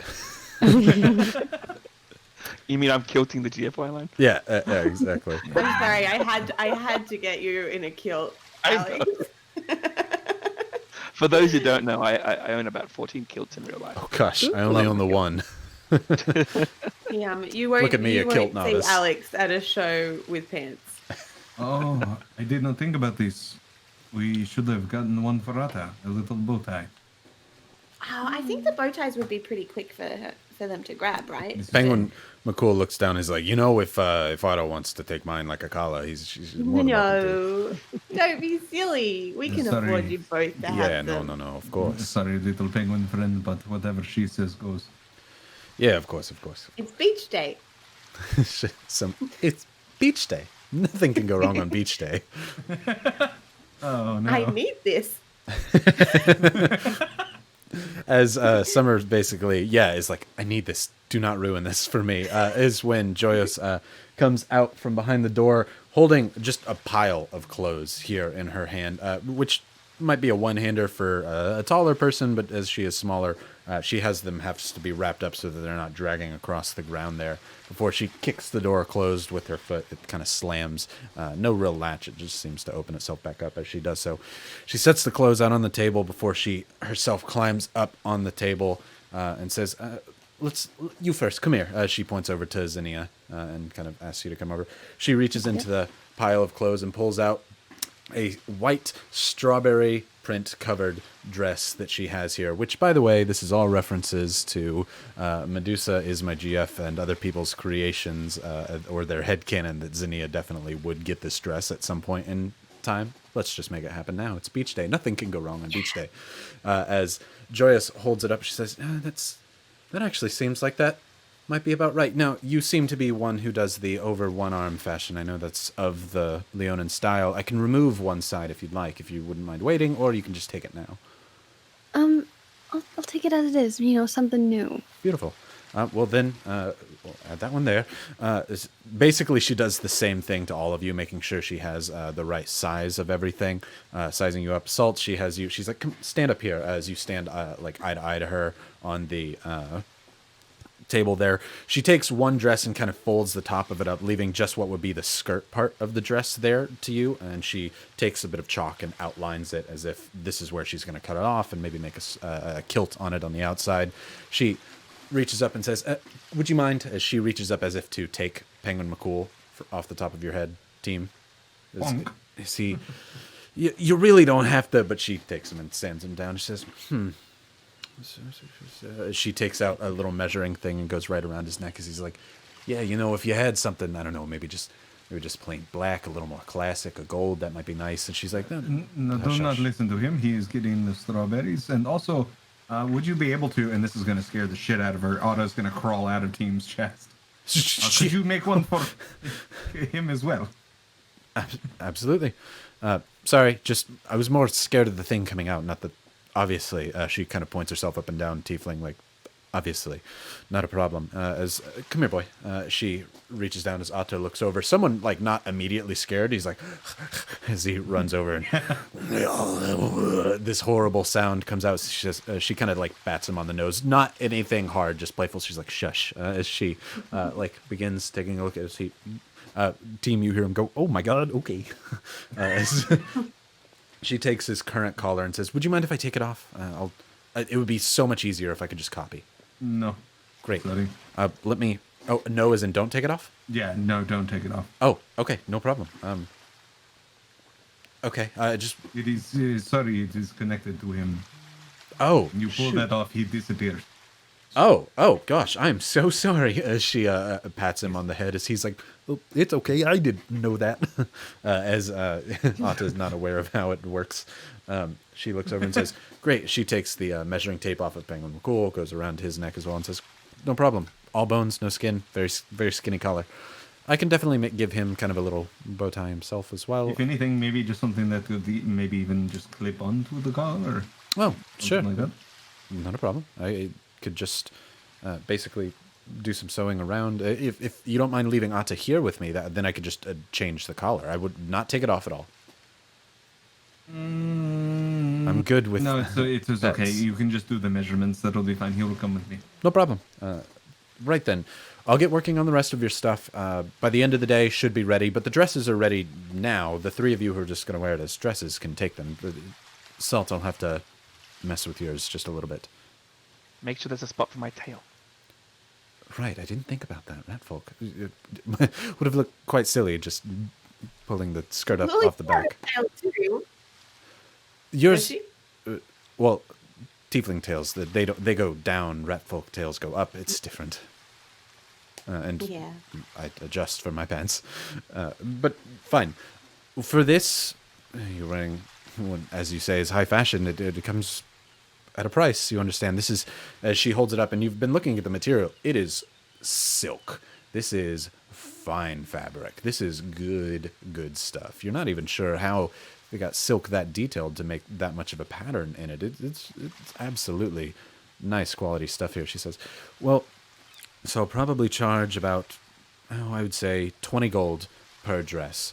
With the rest of the additions that you're asking for, of course, in the same material, let's round it out at an even 100 gold. Gladly. I take the hat off. You take the hat off and reach your hand inside, willing 100 gold to come into your hand, slowly just kind of throwing piles and piles of it out there. She says, fantastic, as she slides it off into a pouch of her own that she kind of slides up over. She puts this little messenger bag on and over. Great, I will take this, get you the rest of your stuff going, but feel free to enjoy the rest of your day in your clothing. I hope that you wear it out and show off Joyce's clothesline. Perhaps maybe when maybe we could do a duet sometime. Absolutely, I love to sing. Just tell me when. Okay. Beach Great. day. Maybe we'll do a song that everybody knows instead of a story that we don't quite have finished. But next time. We do need to freshen our image at the Red Wagon Inn, I think. Right. And I think that these beautiful dresses and a duet with you would do nicely. Absolutely. I have a few other people that probably wouldn't mind playing as well. They're wonderful musicians. Fantastic. Great. I'll get started on it. As she takes out a little sign that basically says closed. She sets it up as now she has something to do for the day. That she sets out on there and says, have a fun day at the beach, but get back in before it storms. It has a tendency to get quite nasty out here. Happy beach day. Happy beach day. You hear her kind of mumble like, I've never heard of a beach day. I should do one of those. As she heads back into the inn from the door from which she came. It's like when you live too close to like Disneyland or whatever, you don't go because you live so close. Exactly. That's what it is. There's a beach here? As you could see it from her stall. Right. You all have new white with strawberry print dresses on them. Penguin McCool back up on top of your head there, team. You don't currently have them on. You can definitely put them on if you'd like to. But what are we doing next? I don't know if this matters, but the dress that Chad is requesting is pink. It's pink. Oh, pink. I'm sorry. I am terribly. Zinnia's will be pink. If anyone else is wanting to do it, but Zinnia's will be pink. I think everybody's going for matching here. Oh, yeah. Pink, not white. Very light pink with strawberries on it. Then. Beautiful. I think we've been named. We've been what? Did anyone? I think we've been named because chat is all about it. What is it? The Chatberry Troop? The Merry Berries, I think. Was the Merry Berries. Fear in your enemy's heart. And they are the chatberries. Ithka the Emerald Plague, best beware. For the I merry think berries if- are coming to town. If we go by Mary Berries, it's gonna be Mary Berries and team. Team and the Merry Berries. Team and the Merry Berries. It's like Hootie and the Blowfish. Team and the Merry Berries. Yes, Tootsie and the Pussycats. Yeah, exactly. It's So a what? great circus troop name. We slide Team in, guys. is We're Scary stealthy. Berry. Penguin also leans over as you're Summer's discussing Blackberry. this and says, "Team Penguin McCool and the Merry Berries." Maybe that. Oh, you love it. It's something, all right. Penguin McCool of his style. Your catchphrase is "Let's jam." Oh my god. Meow Like zap, it you get a to jam. GFY. You know you do. Do we? Come on and slam. And welcome to the Merry Berry Jam. Yeah. Right. Where are we headed to now? Theme song, chat. We need a theme song. Um, I'm happy. Can I have my Should we go get the food? There we go. Great. As unless anybody says anything otherwise. Sorry, I keep touching my nose. I have to. Bless you.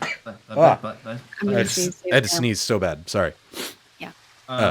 She said it was gonna take a while on the cloaks, right? Yeah, said most of the day. God, I have to go again. I'm sorry. I'm also a multi-sneezer, so do not feel bad. If no one else is doing anything, when we're walking back to the Red Wagon Inn Bye, to Jakey get boy. our accoutrements, I'm gonna hold back and pull Summer aside and let everyone else walk ahead. Great. Everyone begins walking back around the other side of the inn to go back into the door. Zania, you kind of say like, "Oh, Summer, I was meaning to talk to you about something. We'll catch up with you two boys later." As Team and Salt, you say, "Okay." As you begin walking into the inn, waiting for them to come behind. Zania, you have Summer as you walk very, very slowly around to the other side of the inn. Yeah, just holding back and just like, and she's gonna look at her dress and kind of like swing it in her hands a little bit, and she's just gonna say like, "This was a really good idea, and I have to admit I haven't felt this like pretty in a long time, and I just want to say thank you." Aw, Zania, you're always pretty. Sometimes you're pretty scary. Yeah, it's usually the scary part. So I don't know, getting in touch with this cute side is refreshing and it's nice. Well, I feel good too. I think we all need a bit of a break, right? So it's nice to put on a pretty dress sometimes. And then now we have them. So if we have to go to like a fancy ball when we're really famous adventurers, then we'll be prepared. Yeah. Oh man. You look really nice. You too. I mean, and I love how we're matching. I didn't mind it at all, honestly. Thanks for letting me share that with you. Oh, of course. I don't know. I know we've only known each other for, a short amount of time, but I have to admit I feel close to you in a way. And she starts to get all like nervous and like shy and kind of like climb up a little bit. Aw. So your whiskers too. kind of standing more straight out than they were before. Yeah, and her tail comes around and like is just in. Yeah. Yeah. Kind of does the twirl on that like somebody would their hair. Yeah. Look what we can do now. And Summer does a twirl and makes the dress go out really big and then come back in. So Summer, you put it on over your other clothes? Sure, yeah. Great, yeah. She says, "Oh, look what we could do now is this silky dress that's now over her circus ringleader outfit. But so it fits very nicely. But as she does a twirl, the kind of pink silk of the strawberry dress flows out, and it flows just like a napkin in the wind. It is silky, silky smooth. Oh, that mine can do that too, and then she'll follow. Same thing. You throw your dress over as both of you wearing double clothes just to be able to have a moment of wholesomeness as the two of you twirl as you see your dresses begin to float up in the wind. It's very like, oh, Marilyn Monroe. Yeah, it's very pretty and very cute as you two both see it and you kind of both chuckle to each other before both of you begin to just kind of in this moment of lightheartedness and levity that you, after the past week, have not had. It just kind of hits you. both of you kind of twirl, and you twirl and you twirl and you twirl, just letting these dresses kind of fly up together, like two friends that hadn't seen each other in a long time before. Both of you stop kind of grabbing each other's arms, just kind of just losing yourself in the happiness and giggle before the dizziness hits you as you both kind of fall into the grass there, and just kind of look at each other and laugh, and just kind of lose yourself in a fit of laughter on the grass, on the ground, and just this bit of wholesomeness before just kind of look at each other and you think, you know what? We've made some good friends here. It's been a rough time, but we made some good friends out of this trip. Yeah. You both eventually go, all right. Let's go get brunch, and we can be in our beautiful dresses out at the beach for. And yeah, she's gonna stand up and like, oh, and then start to pat it to make it clean from the grass. Like, oh crap. Summer, made you dirty. see a few bits of blades of grass that she's not able to get, but you pat it off of her, and same thing, Zinnia, you return the favor as both of you looking spick and span. You'll want to eventually change it to just these, just to make them look as pretty as possible, but right now it definitely will do. Great. Go back As and find the boys.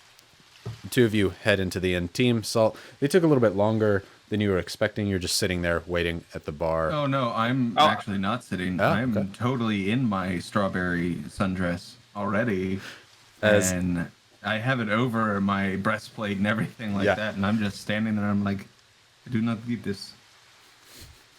And I'm like, so team, tell me, how do I best hit you and take you out? Right? Where do I go for? Do I go for the knee? It's just anything with a blunt instrument, anywhere really would hurt. Blunt. So this won't work, and he points to his dagger. Yeah. I almost went. I've been trying to learn the Australian accent. I almost went. Yeah, no. Yeah, no, mate, that ain't a knife. It's not a knife.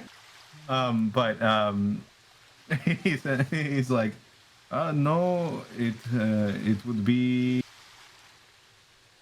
We might have to get you a different tail tip, maybe with like something that has a ball on the end, or maybe like a cube or something that can Like do a- bludgeoning.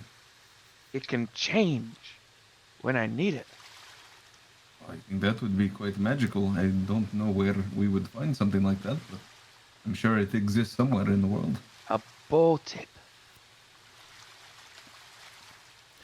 As you two were discussing, Zinnia, Summer, you in your fancy dresses come in laughing as you hear Team and Salt saying like, yeah, you could really bludgeon the bone like this if you had, as Team's in his dress with his pauldrons and breastplate kind of pushing the dress out, and it is not very form-fitting on him at all. Where he has armor, it's sticking out. Where he's just bone, it's very kind of clinging to him as there's all spikes all over him.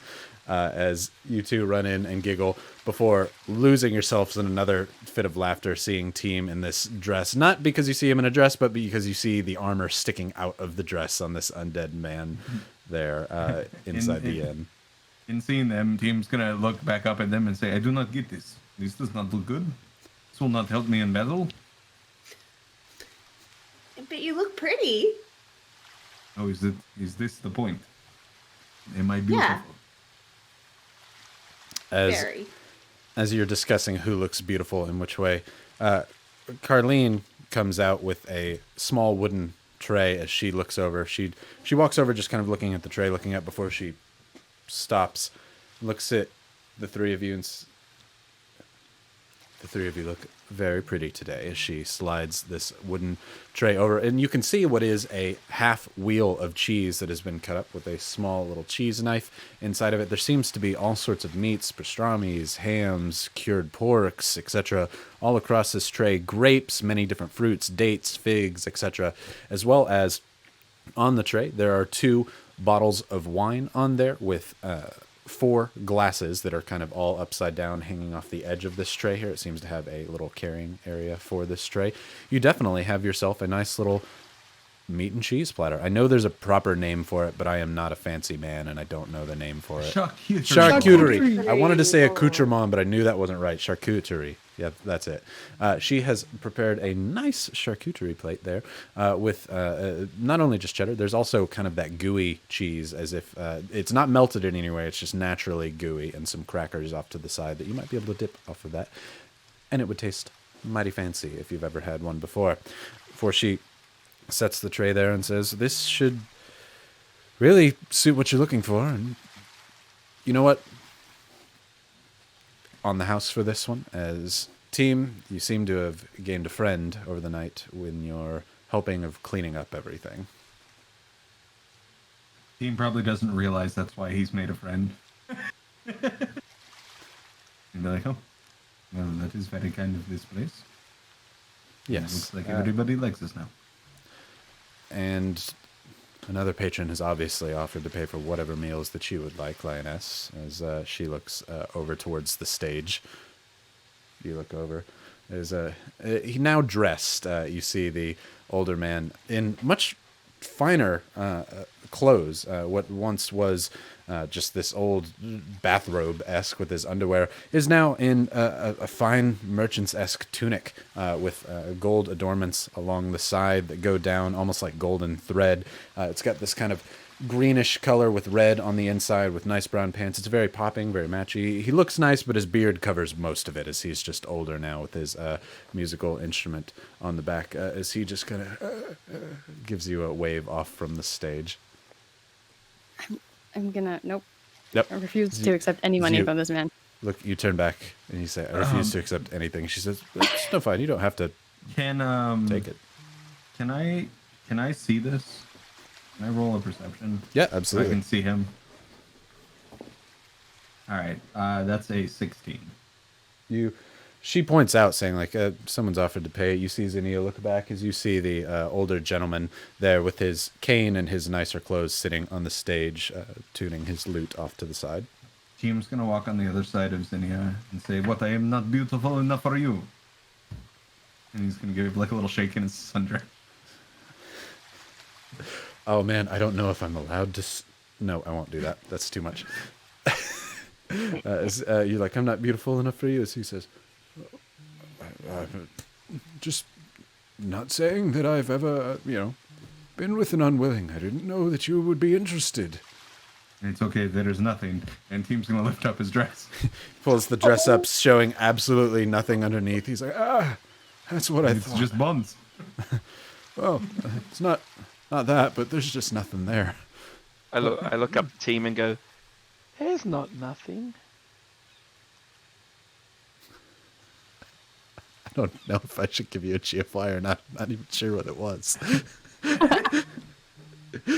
As team, you look down, you're like, what is there then? You quickly look down, like as if there's something in your pants that you weren't exactly expecting.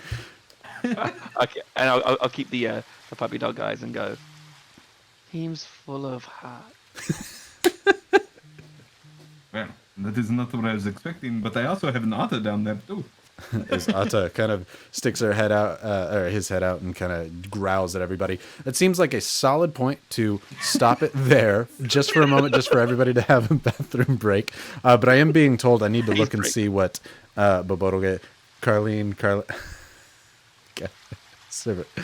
Oh gosh, Bobo, yeah, I gotta give you your solid GFY. I love it, but you earned it. Yeah. Wonderful. Let's stop it there. There's 6 minutes left. It is currently 8:54. Let's come back at 9 o'clock and we'll continue right where we left off. Sound good to everybody? Let's do it. All right. We have beaches to get to now that we have everything settled away. We'll see you all in just a little bit.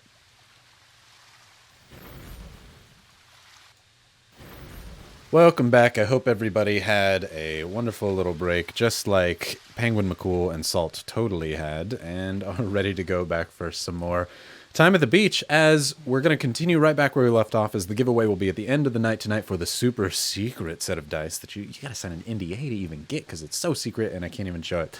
Yada yada. So somebody said, can I show off the strawberry dress? Sun's out, or I can't show the strawberry dress on stream because that's somebody else's art that they've made, etc. Nobody's given us permission for that, so I'd like to not. However, you can absolutely go to the Red Wagon Inn Discord if you want to take a look and see exactly what this strawberry dress looks like and see where the Mary Berries got their uniform from.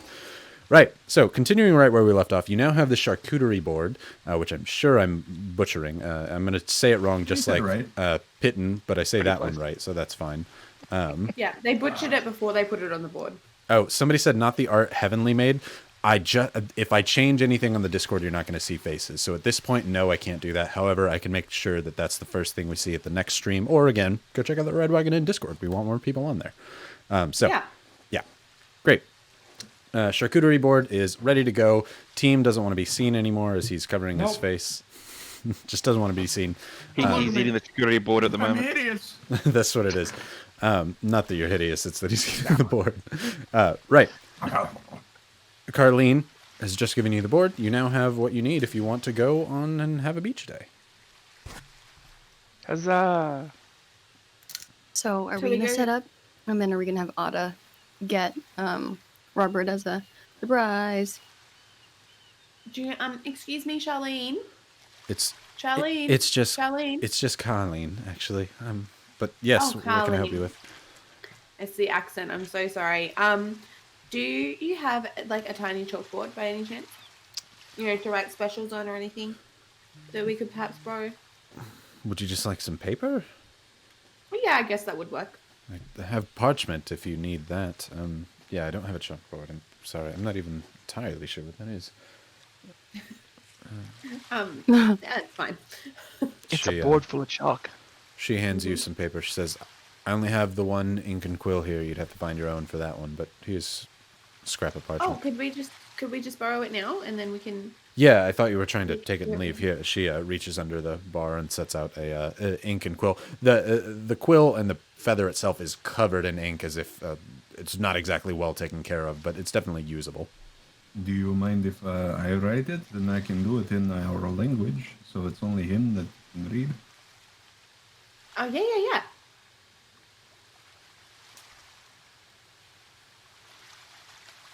What are you writing? We are okay. Do not worry. And come to the beach. Great. Hugs Sounds and good. kisses. In Dragonborn, he writes hugs and kisses. We're okay. Don't worry. Come to the beach. On there. I don't think anybody else speaks Draconic, correct? Great. As you take the paper, you scoot the pen and quill back over to Carlene as she sets it under the table. Kind of looks at you all like, any other school supplies you might need for today? Scissors? Do you actually need scissors? or Maybe is- some string? I think we're okay. Do you have any activities though? We didn't buy activities. What? What? Who buys an activity? What do you mean? Like beach activities. You know, like down under, we used to play this game with a bat and a ball, and you would like Yeah. throw the ball, and then you'd Called Sandy Dusty. Yeah. Because you always get Sand Dusty somewhere.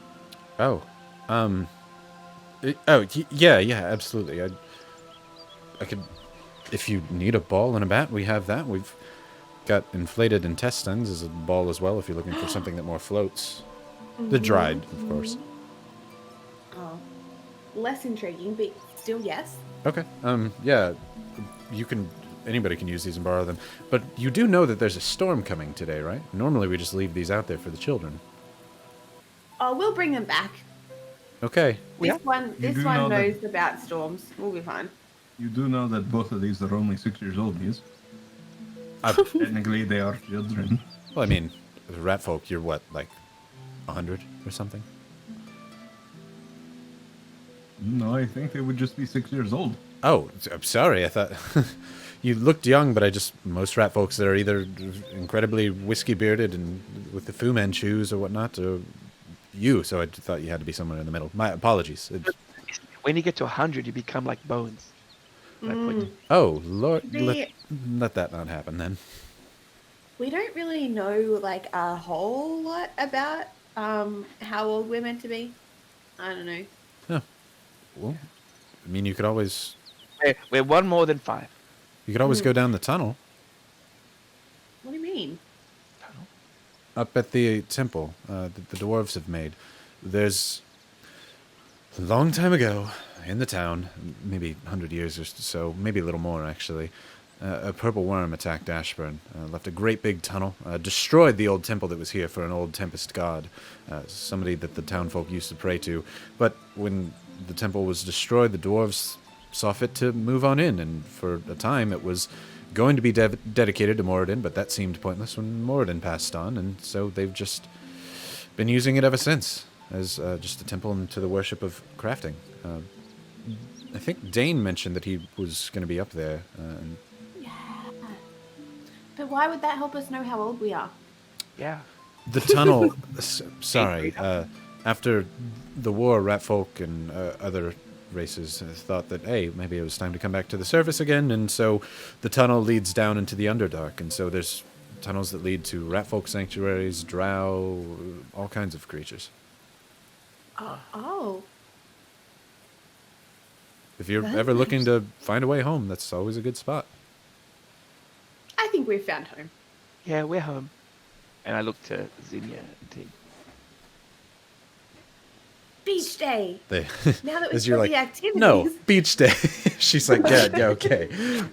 She goes over to a closet that's off onto the side there. You can see her open the door. There's several brooms, mops, buckets, etc., towels, extra silverware, all that kind of stuff in there. As she reaches in, and you can see her pull out a small, what is essentially like a crude version of a bat. It doesn't have like a handle that it goes down to. It's just kind of a tapered out. It probably is an old broken off table leg. As she pulls that out, as well as a rock that is essentially turned into a spherical version of a rock. It's going to be a very, very heavy version of a baseball. And she also reaches into there, and you can see her pull out this large, uninflated, what looks to be like a lung that she has there. She says, all right. She sets the bat on the table, as well as the rock ball and the dried out, uninflated intestine, which looks to be about the size of a beach ball. I pick up the bat. Team grabs the bat and the ball. Ryan, Yep. on the way out, I want to quickly skirt past the bulletin board to see if there's anything at the beach. Skirt past the what? The The quest bulletin. board. Ah, gotcha. Yeah, you could definitely go over and take that a look if you'd like. Just a quick skirt to see if there's anything that says at the beach. Great. So you look over there. If you're looking for any other quests, I can tell you about those as well. Or if you're just scanning for the words at the beach, and if you don't see it. Yep. Okay. Sounds good. So roll me a perception. Oh, nat 20? Nat 20. Ooh. Solid. Now roll me a 21. percentile. So that's also Whoa. another nat 20. So I'm on there. That was a breed die too. 44. 44. Sounds good. Right. So you scan briefly. You don't see anything that specifically mentions beach. However, you do see two that speak of the ocean. Oh. And the amount of skulls they have? One of them has one skull on it, and one of them has 3 skulls, much like the one that you already got on. Okay. I'll snap up the one skull and keep walking back with the group. Okay, sounds good. You don't take a look at it. You just you see it says ocean, one skull. It's worth looking at later as you grab it, as taking it out. You do know, based on what they talked about earlier, when you take this off, you're accepting the quest. So if you are ever not going to, it's probably a good idea to bring it back. Just something to think of, as mostly it hasn't been explained enough. That way you should know. I have as that revelation hits my head, I go, oh! I quickly run over to the countertop, pop a spell book there and say, I found this the other night when everyone was drunk. Can you find the owner? And then run back to everyone else. Say what again? Sorry, it kind of cut off for me. That's all right. I run back to the counter, drop a spell book on the counter and say, I found this the other night when everyone was drunk. Can you find the owner? And I run. Oh, gotcha. Yeah.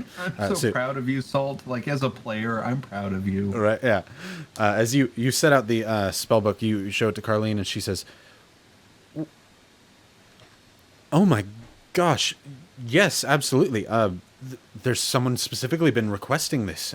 You were gonna make her day, sugar." She thank Thank you so I'm much. already halfway out the door. Then she does yell up for you. Thank you so much. Before she grabs the book. Everyone else heading out? Mm-hmm. Great. Zania, Summer, one of you is going to have to grab the charcuterie board as Steam has the bat and the ball. Oh, grab it. Okay, Zania grabs it, takes off with it. Summer, do you pick up the beach ball? I do pick up the beach ball. I'll Okay. try and carry it both with my hands and my tail. Okay, it is not uncommon to assuming see it's something sleeping. like this, so it's, this isn't like this is oh yeah, this is what you would use and make. So you take it off, and everyone begins heading out the door. As you all head on and walk on over to the beach, excited to finally get ready for the beach day. You are gonna have a good day. In the distance, you do hear. It must be miles off still, however, is looming over and getting ever present. As the clouds overhead now are getting a little bit darker. You don't see any rain yet, and it's still kind of off and coming away soon. But you still have a bit of time before it gets here. Before you see that there seems to be pretty much open access to this beach here, because everyone else is moving indoors. The fishermen that were out and fishing for the day have begun to bring their small boats in. You can see several of the sailors that are kind of carrying goods to and from that large boat have begun either going into the boat to dock for the night, or some of them are coming and heading in towards the other inns in town. The Red Wagon Inn more reserved for the adventurers. This one has quite a few people heading on over towards the Black Birch, which is more just the other in. And then you also know of the Green Boa on the other side.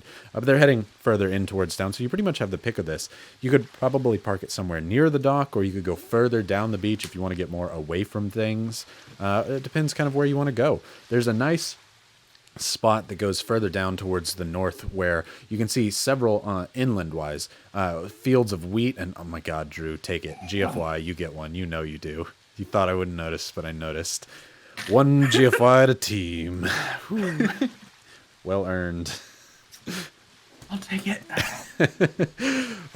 Off towards the distance, there's fields of wheat, crops, corns, cows. There seems to be a farm nearby. So in terms of overall peace, you probably wouldn't hear much. It'd be a nice, solid beach day that you could just have a good time at. So you could either go to the northern side of the beach or stay a little bit closer to the Red Wagon Inn and near the dock. Where would you like to go? Closer to the red end, the better. That's fair. A kind of private place that's there's enough for us to set up our picnic area, but still, like, we don't want Robert to have to walk for like ages before he finds us. Sounds good. You don't go just directly to where like some of the sailors and loudmouth people are going to interrupt your picnic and beach time there. So you go just a little bit of ways away, but you can still easily see the Red Wagon Inn, and you'd even be able to shout for Robert as he walks out of the inn if you'd like. Seems like I'm so dumb. I forgot to get his gift. It was whole reason for surprise. Don't want to leave, but I want to leave. Go get it. Okay, No. I'm going to leave to go get it. Okay, I was going to say stuff or I'm going to make lightning come down. Lightning falls, you die. Right.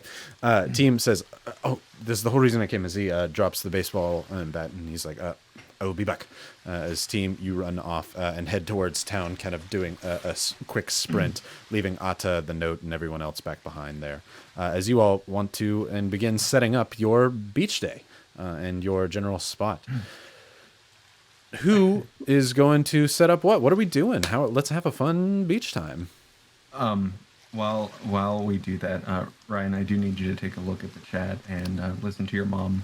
Oh no, Mom didn't have tiny team in the Mary Bear. No, Mom. No, above that as well. She wants the Tiny game. hands. Yeah, see, somebody said it was Mom wants the tiny. it was Bobo's birthday wish, which in that case, it's definitely worth the GFY, as Bobo stockpiles those things. Okay, Sorry. fair enough. I'm running off to Slips. Right. As Team sprints off over to Slips to quickly grab his present, as Slip there continuing to work. However, he seems to be packing most things up and kind of powering down the forge, as rain is not exactly great for a forge and what a blacksmith can be doing. So he's kind of slowly putting the fires out as you run up. He not even paying you much mind. You think to say something to him before you just open the door, go into his shop, and grab the boots out from inside there. Again, just a line of locks and picks all across this area here. You leave it for but a moment, again, before you hear the king, king, as he's working on the last bit of steel that he has in there and the last embers that are in the forge. Do you even say hi to him, or do you just, Oh, yeah, he's busy. Great. Head on back over towards the... we will avenge you, Bobo. You head on back over to the group at the beach. Everyone else is setting up for a lovely time at the beach here as you are taking off whatever armor you had underneath, any dresses, and just ready to relax and lay in your new silky gowns and enjoy feeling pretty, enjoy feeling calm for once, and having a good solid time here. You're setting the meat and cheese tray just kind of in the sand. You make like a little plateau for it to kind of sit on there in the sand, enough to where it won't really go away. You set any clothes and cloaks that you have in tents down as kind of a makeshift blanket to be set upon there. Penguin tries his best to help out with these things as he keeps trying to like flatten it, but as he waddles, his flippers kind of flip sand up and over onto the little blanket that you have makeshiftly made before summer. You eventually say, how about you just sit right here and enjoy a nice new, as you pretend to light with another illusory flame cigarette, as you just flip his cinnamon stick around as you're like, this tastes like brand new. As he says, well, you know, maybe I could use a little relaxing, as he lays back and just kind of blows a few smoke rings, which of course is not his talent, but your magical creations, before he thinks he is having just a relaxing time. He's impressed by his own smoke rings as everyone else is setting up before Team comes back over, gift in hand, with his burlap sack covered boots that he has for Robert as a present. Team is muted. Should we send Arthur out? What? Should we send Arthur out? Are we ready? Yes, we send Ata. Go, Ata. Get the rubber. Otto looks up Go at get you. him, boy. Go get him. Before Yes. running off, Team, you hear him like, oh boy, he's gonna be so excited. I cannot wait for him to be... You can't hear him as he tries. So what does one skull look like, Ryan? Right. So you see Salt reading a small piece of parchment here that has a tack still in it. You didn't even take it off the wall. You kind of rolled the tack up in it, and it's made a few holes as you rolled it up in the quest here. You take a look at the piece of paper on here as it says, fawn missing, beloved family pet. We think a Triton may have killed it, thinking that it was hunted prey. Its collar was very important to us. Please, if you find the collar, bring it back to me in the Red Wagon Inn. I will come every morning at dawn looking for the collar. It's like a treasure map, like a treasure hunt. I like the treasure. As Team's taking off all his armor and just getting nude. As in his birthday best, Team is not buck naked, bone naked, as he stands there taking all his armor off, feeling the breeze in every crack and crevice of the bones, not any regular crack and crevice of a person. As Team, you even take your bandages off your horns there, and you, before briefly falling into the sand, and almost like a dog being buried into the bone, bare to the bone, exactly, meows up as you lay into the sand. The sand almost immediately buries you as it kind of flies up and covers you there as Team lays, making sand angels into the beach there before. As Team, sand feels very familiar to you, though not quite as hot and scorching as the scorch and what you're used to. Team seeming to find himself at ease here. What is everybody else doing? Xenia, Summer. Salt, we had you looking at the quests. Xenia, Summer, what are you doing? Kind of just prepping to make everything look Bare as beautiful bone. as possible. Starting to play some music and like set the tone for a very relaxing day. What instrument do you have again? I have a drum. Okay. I also have some other instruments on me, but I preface the drum. Gotcha. Zinnia, what are you doing? If it looked like Summer had everything together, she didn't need my help. Zinnia was actually looking through her spell book, actually, just in case stuff might have needed to come up regarding the storm. Okay, sounds good. So you're readjusting your spells there for a time. I'm just looking, yeah. Summer, you're wanting to make sure everything is perfect for Robert to have his gift. So you see a few flowers that are just naturally going like dandelions off towards the side before you run over and pick a few of them and make a very, very small like bouquet that you instead go ahead and pour the wine into the glasses, leaving an empty bottle that you place the flowers in and set it in the very center as you think. Great. You take a candle out from the hat that you have, set it nearby, light it on the very front. It's light out, but it's more of a symbolic thing before you sit down and begin. I'm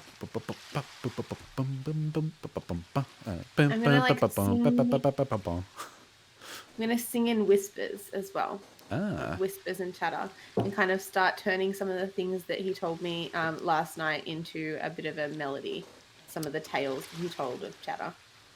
Summer, uncharacteristic of her normal, boisterous and flamboyant self of her kind of circus background, doesn't seem to be singing, more as just whispering along to her.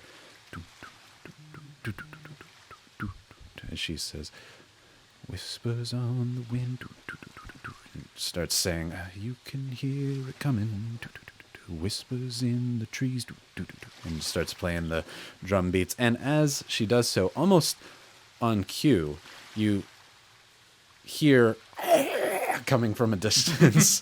That's my boy. As Atta comes flying over, and behind him, walking, you see Robert putting his hand over his head. There's not much sun out, but it's still pretty bright after he's been indoors and asleep this whole time and up most of the night, just having a quick, 3-hour nap before he looks over to you all. And you see him kind of spot you before he walks down to the sand, kind of like barely catching his feet here, like you do when you go onto the beach and kind of stumble in your steps as he gets closer and closer.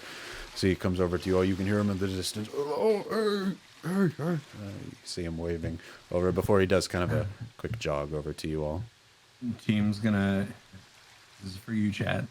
Team's gonna look back up to Robert and say, "Look at me. I am the sand guardian of the sand. Poseidon quivers before me." Oh, you vine watch. That was for Chad. Chad asked for it. Oh, and I gave it to him. Well, I'll take it. Yeah, you get one. You know you do. But it was good. Like it, but you definitely have two now. Zinnia's still the only one without one. Let's see if we can get her one here at the beach episode today. It's been 10 episodes. Chad. She needs one. Thank you. We've been blessed. As Robert comes running over, he's like, who's Poseidon? I have no idea. Who's Poseidon you? Implanted into my head. Salt. I'm not going to give you one for that one. I can't give you a GFY for making some fun of somebody else's GFY. As Robert jogs over to you all, his eyes kind of barely opened as awake as Team has buried himself in the sand, head just kind of sticking out. Atta over nearby, kind of what would be like licking your head sticking out of the hand, but is more just like clacking his head against yours as best as he can there. Zinnia, Summer, Salt, you all sitting at the makeshift blanket there. Summer, roll me a quick performance roll. It's a straight 11 plus 6, 17. Based on what you're doing, I'm going to say chat's going to give you an inspo if you don't have one. So if you'd like to re-roll that based on your whispers and chatter-esque song, if you'd like to re-roll, you could. Hey, it's not as good. Okay, great. Right. As you play your whispered song in the wind here at the beach, Robert comes over, hearing the drum beat, and says, "Oh, this is lovely." You see Robert kind of smile, looking at the sight before him. He says, "It's a lovely song, Summer. You've learned quite quick." Thank you, Robert. I'm trying. But meats and cheese, I feel like I just ate. But don't mind if I have some.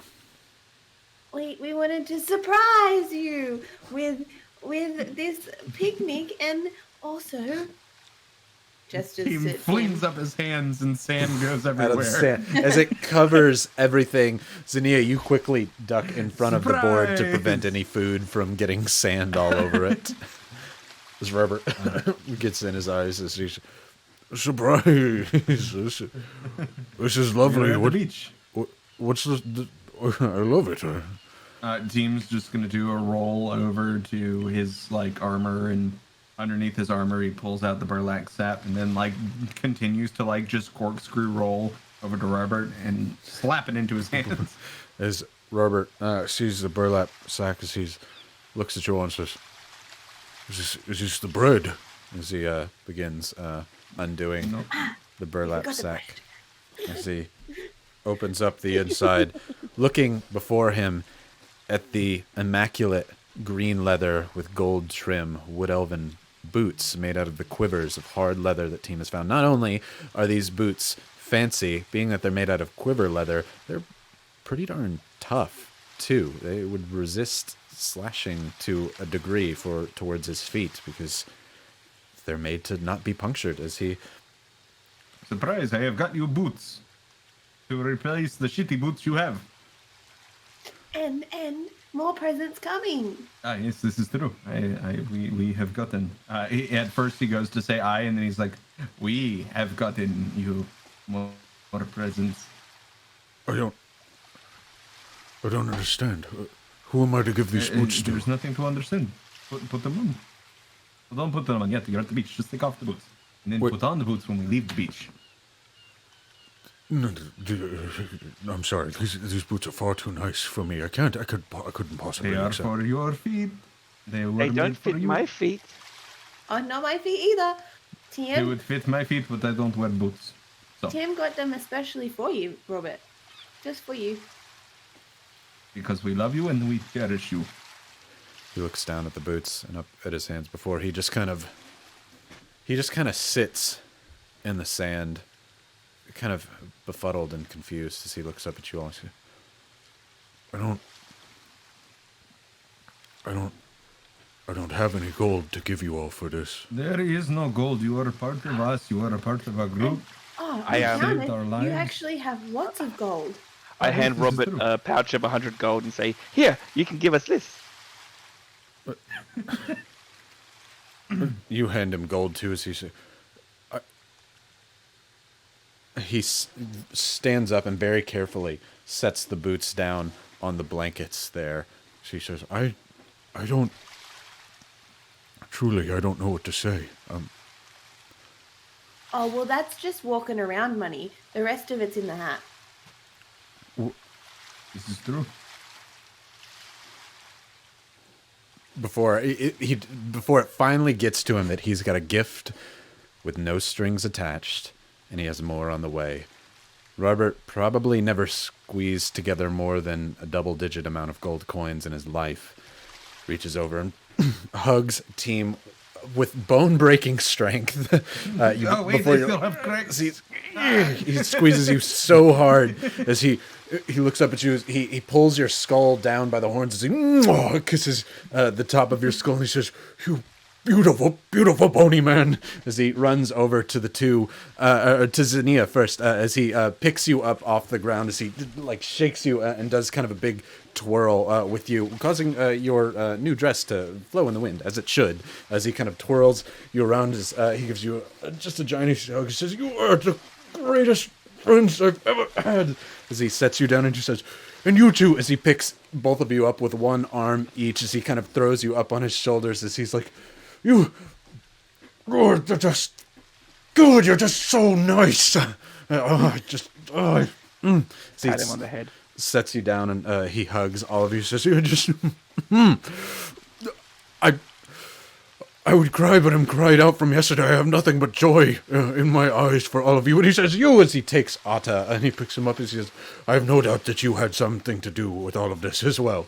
As he gives Atta a big hug, as Atta kind of Don't crush him too much. as Atta's like, oh my god, my spine. He's big guy, let me go. This is really nice, but okay, that's nice. As Robert pulls him back and gives Atta a big kiss on the skull as well, and sets him down. Penguin McCool's like, yeah, we all do something before he gets picked up by Robert, as Robert throws him up like a baby in the air, like one of those concerning mother kind of throws in the air where a dad throws him up like 20 feet in the air. He's like, oh, you're just the greatest little bird. I love you so much.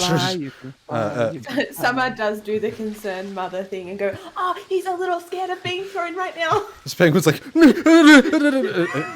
no longer cool as a cucumber. Penguin is freaking out before, after like the fifth throw, Robert looks at him and just gives him a big old kiss on the top of the penguin head as he's like, just let me down, or Robert sets him down on the ground. Duck and roll your legs, Penguin. Robert holds the gold in his hand and says, I have so many ideas of what we can do with this. This is life-changing for all of us. No, friend, that is your goal. You decide what you want to do with it. I think there's another kind of like how much more? Like Yeah, a lot. lots more. A lot. How much more do you want? Plenty. Like 900. Oh, you should get a matching clothes with us.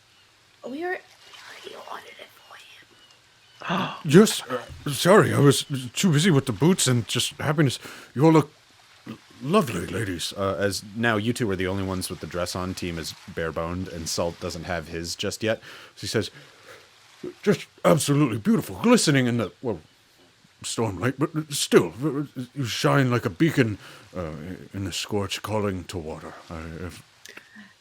She bows his head down before you. People will surely talk about us, right, Robert? Oh, no doubt. I have no question that across the scorch and all of Asterion they will speak of the beauty of the two maidens on the beach. I have a dress And too, that one- Robert. You do? What does yours look like? It looks like theirs. I'm sorry. I still don't understand what it's for. It doesn't seem like it would help in combat at all. But in fact, it seems like it would be more of a hindrance. I'm sure that the dress really brings out the two of your eyes. I look at eyes and you didn't have one, so I'm sorry I didn't. I'm sure you will look mighty pretty as well, team. And then the more that people talk about us and talk about our group, the more pleased that Chatter will be, right? Of course, you're learning very, very quickly, Summer. That possibly is the greatest gift of all of this. Come, Summer, if you would all excuse me, I had spoken to Summer briefly about Chatter and Whispers. Would you join me for a moment, Summer? As he holds your hand and kind of helps you up off the ground, leaving your drums there. You see Robert take his boots off and throw them onto the ground. He kind of sets even his old boots, still not used to like, I don't have to worry about these anymore. It sets them down to where like, he probably is gonna have to come back and wear them.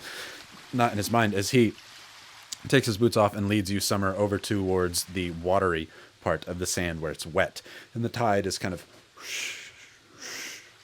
coming in as Robert dips up to halfway up his leg as he walks out into the water and wades down into there. He says, "Come, I'll hold you. You don't have to get yourself too wet. I know you're short." I kind of look a little bit concerned, dip my toes into the water, and then follow his lead. He holds his arm out and kind of pulls you up almost like a monkey bar and like puts you on his shoulder. I wouldn't let your dress get wet, but so this you've been working with Chatter and Whispers. I see that you have learned.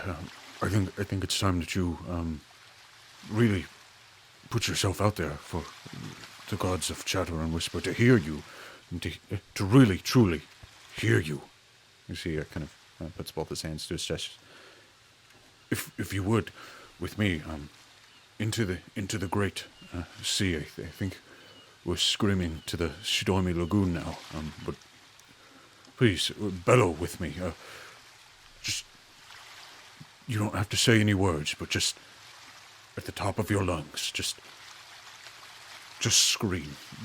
A boisterous scream, a happy scream into the winds. They'll carry your voice across Asterion, and then all of Cheddar will know that you believe and you care for them, and they will hear your voice. She takes a big, deep breath and then He, screams with you. almost like melodically. Yours screams into is... yeah, it's a very melodic, happy scream.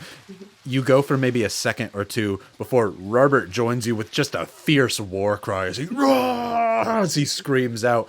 The two, everybody else at the beaches, they see like, oh, Summer's singing for Robert, before you hear just like the horrible war shout from Robert come.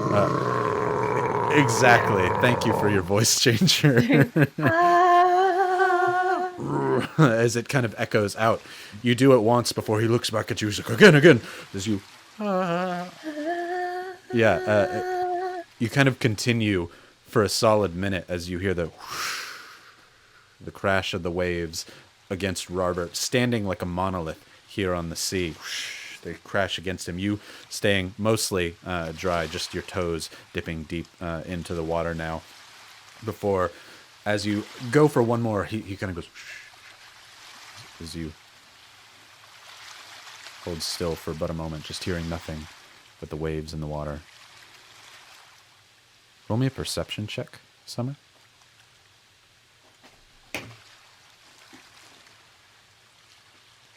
That's a 14 plus 2, 16. 16. Robert turns his head to the side, and then he looks up at you on his arm. You lean your ear out to the ocean as well, listening for something. You're not sure what, but Robert seems to be listening for something, so you take this as a good sign that you should do the same.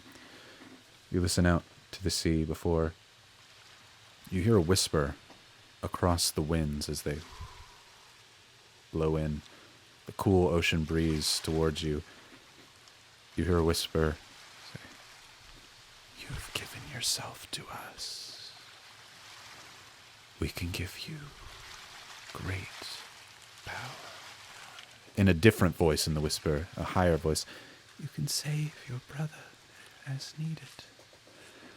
You'll never have to worry again.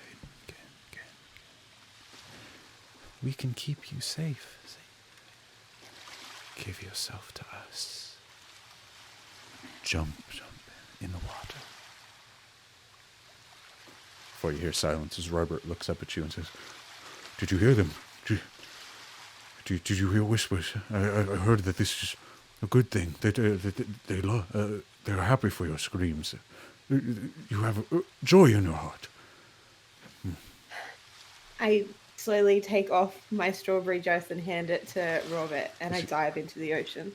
He covers himself modestly as he grabs his dress. As you jump off his arm and dive headfirst into the ocean. It's about as deep as you are tall now, so you kind of dive and splash out into the ocean. As you dive into the water, all of you see Summer dressed down to her skivvies as she dives into the water below. Penguin McCool a little bit worried doppelganger-wise about going into the water. However, Summer jumps. You look out into the ocean, and into the ocean, seeming to come deeper from the waves, you can kind of feel like as if Robert is trying to call out from you, but like when you're underwater, you can't really hear anything coming back. But deeper into the ocean, you seem to see almost like a purple light, bright purple, coming from the ocean. As you kind of swim and dive further and deeper, it seems to get brighter. Now it's like a lantern in your face in the dark before it gets brighter and brighter, like the sun. You think for a moment to turn away before under the water, where you still can't hear Robert. You hear crystal clear in a voice, "Open yourself to the light. Accept the light. Get the light. The light is good." I reach out and try and touch it.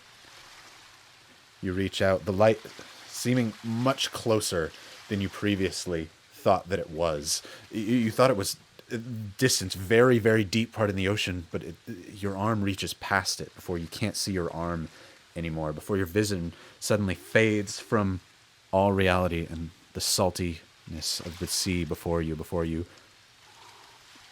Nothing but pink in your eyes and purple before you suddenly surface yourself back up. You look back as you see Robert looking over to you. You see everything appears just as it was before, as Robert says, Are you okay, Salt? You've stood up now looking over. Your sister was underwater at the for water's edge for sure. maybe about a minute long before Summer, you come back up. Salt, roll me a perception check. 17. That's a 16 with the roll, +1. 16. Robert also says, you are now maybe about 30 feet away from Robert in the water, Summer. You're deep in the ocean at this point. As Salt, you're standing on the edge. Salt, you seem to see almost like you turn your eyes for a minute. There must have been a piece of metal on Summer that reflected some light in your eyes. Almost like pink. Rainbow hue seems to have caught something off of her as Robert does the same. As he well, Robert calls out and says, "Can you swim? I can come get you." I'm okay. It's beach day. And I start swimming back. Robert looks over to Salt, kind of does like a shrug. It's Why'd you beach let her get day. in? She can't swim?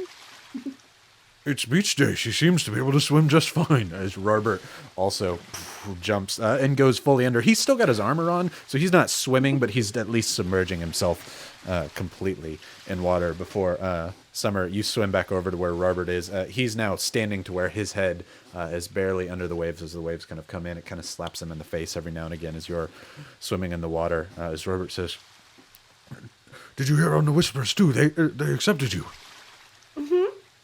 I heard them. They talked to me She in many splashes. voices. I splash him back. Wait, you heard many voices. He picks you up out of the water there with his hands. He says, "Joyous day, you can hear them. You can hear them all." Oh, as he lets you back down, he says, this is wonderful. This is fantastic. You can hear multiple." And the lights? Have you seen the lights? "No, you saw lights. What did you see?" Salt, you can hear this conversation, though they are on the distant winds. The wind is kind of carrying their voices over towards you. It was kind of like pink and purple and it kind of felt like it was in me. That's what happens, right? When you start hearing the voices. I've never seen anything like that, but that sounds wonderful. I pray for that all the time. You have a connection, a gift with whispers and chatter. I have to say, I'm quite envious, but good. I'm nothing but proud for you, Summer. This is joyous. A beach day it is. Let us have a day at the beach. Come, as your brother seems to be worried. He thought you couldn't swim. Oh, I've never been swimming before. You like kind of floating here in the water. You suddenly feel Robert like grab you as if with concerns. He's like, "Oh, then let's maybe yes, let's get you back to to the beach." Don't forget my dress. You see your dress kind of floating. He lost himself in the moment. You wanting to keep it dry, he definitely lost himself as he reaches over. He grabs your dress before floating away. He says, "Sorry, I'll get it dried off, but let's go." As he kind of walks you back over towards the shallow end of the water. For Salt, Robert, Summer come walking back over. Your sister in what is the equivalent day of the bathing suit. Just nobody would have separate undergarments for bathing suits. Summer enjoying herself at the beach day. Zinnia, team, yes, a wonderful beach day that it is. Our team is actively chasing Ada on all fours, just running up and down the beach. Nude, it's fun. Everybody's having a great time. Oh, it's wonderful. Team and Ada running back and forth through the sand. Salt, you see your sister come back over. Zinnia, what are you doing? While this is happening, Zinnia realizes now that the water can possibly be an enemy of sorts, so she's gonna take time to ritual cast a water walk on the whole party. Ah, beautiful. As everyone goes about their merriment, you think that, you know what, maybe this is a good time to make sure that none of us drown. As you you take some of the sand and you spread it across the picnic blanket that you have. You take a bit of the wet sand, not the regular one, and kind of create a spell type circle. As team making this very difficult running back and forth, you're trying to focus the magic. Eventually, over time, you will get to cast this spell. For a wave of red emanates out from you, as you can see beneath everyone's feet. As they're standing on the sand, nothing happens, but as they get on wet sand, you can see red begin to glow beneath their feet as they're walking across it. Somersault, what are you doing right now? I'm chastising my sister. What are you doing going in the water? You know this. You can't go in the water. Remember that time that thinking we were going to the water? Oh my god, what are you doing? Are you okay? Oh, jeez. I mean, Robert said that I'd be okay, and I can swim. Did you know I can swim? I went down real deep. How? When? Show me. Okay. I'll try and do it again and dive into the water and go, see? I don't know, you just do this. Summer breaks free of Robert briefly and roll me a, let's do an athletics check. Oh no. I'm nat 20. Nat 20. Summer, you are a But I natural. do get -1. You actually are a natural at swimming. You push off from Robert, and you, just instinctually, it's not the doggy paddle, it's the ratty paddle as you kind of swim through before diving back under. Salt, you are very much not trusting this. However, Summer, she moves to her back and starts backpedaling as she goes through. She begins doing the Oh, no, breaststroke. I'm going to copy her. I'll be like, oh, I can do it too. And I try to dive in. So you just run into the water and jump in. I need an athletics check from you. I haven't got any GFYs, right? No. None. Oh. I'm going to use my inspiration because that's a 4 + 3. Ooh, do it. That's a 16 + 3. It's 19. I don't like that. Go fuck yourself. Do it again.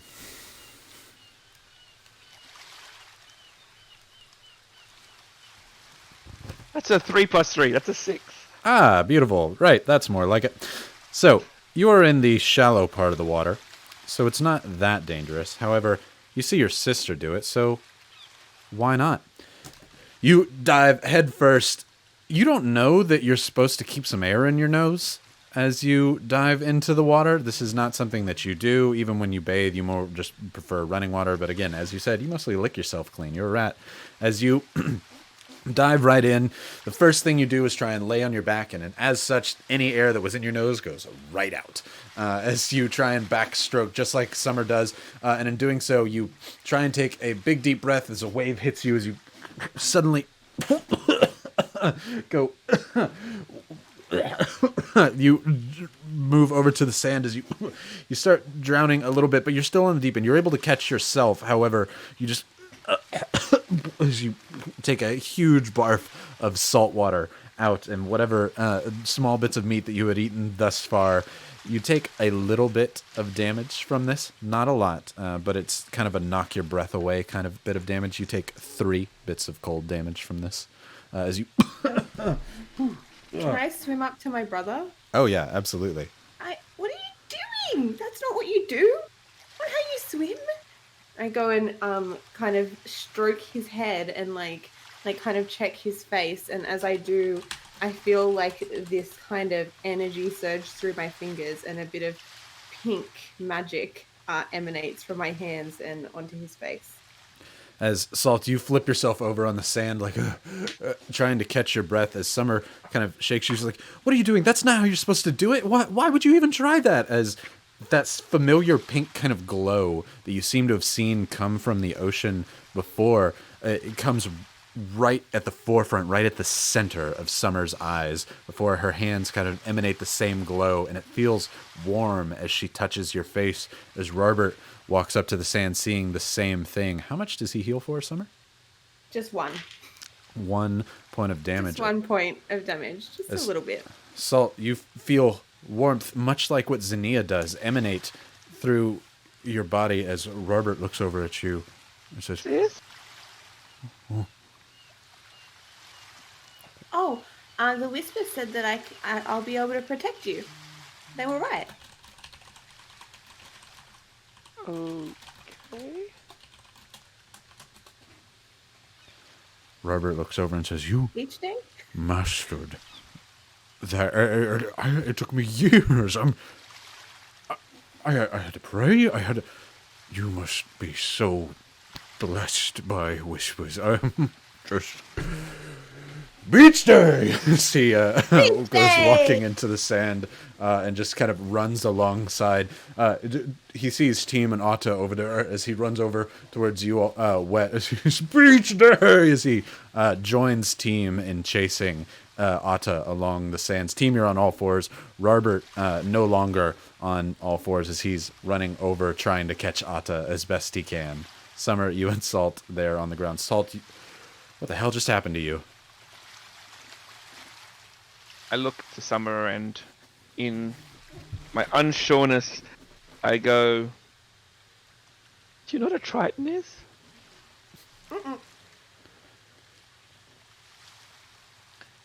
But maybe we should stay on the sand for a bit. Okay, you have to show me how to do this swimming thing. It looks really interesting. We can build up to it. That's about the time when Xenia, you do finish your spell, because, it takes time to do the ritual, which is when Salt comes out. So you step up, and it feels like you're stepping onto like a stair that you weren't expecting. As you get out of the water, you're suddenly standing atop the water before you land onto the sand looking back. Did Summer also make it so that you could walk on water? I must have. Oh, Jesus. Whoa! I go to fun. try to run on the water. Yeah. Salt, you look back, and it seems like there's moving hills as these waves crash into the water now. As you run over the water, you can walk over this just like you could climb on anything. Wow. Amazing. Beach day! Beach day! As general merriment is had. During this time, everyone, Salt, Summer, you take your time running through the water. It splashes up at you as it touches your feet. However, you wouldn't fall through this in the same way that you wouldn't be able to fall through the grass before. Xenia, seeing how much they keep jumping into the water and Salt having almost drowned, you breathe a heavy sigh that you thought to do this. Drew, I need you and Robert to roll an athletics check to see who catches Atta first. Do you want me to roll an athletics check for Atta as well? Yeah. Why not? Yeah. Yeah. All right. What you got for me? Ooh. Well, he can fly, so he can do whatever he wants. Atta rolled an 8 minus 4, is if we're going based off of strength. Mm-hmm. So that's a 4. And Team rolled an 8 plus 4. Oh. Team, 12. both of you would easily be able to catch Atta. As you're running on all fours, you're doing this as more of a playful thing. Before you see Robert running over, beach day, as you're like, oh, a competition. All right, I'm going to catch Atta first. As Atta also catches onto this and begins growling as you hear him like, catch me if you can, losers. As he begins to kind of fly just barely above the ground, going very, very quickly across the sand as you're like, yeah, I'm going to catch him. I'm going to catch him. I'm going to easily catch him. As you look back to see, like, where's oh my God, Robert's ahead of you, because Robert rolled a nat 20. As Robert dives and catches Atta out of the sky, as Atta's about to fly up in the air, Robert beached her as he runs and grabs Atta like a football catching the touchdown pass and slides in the sand.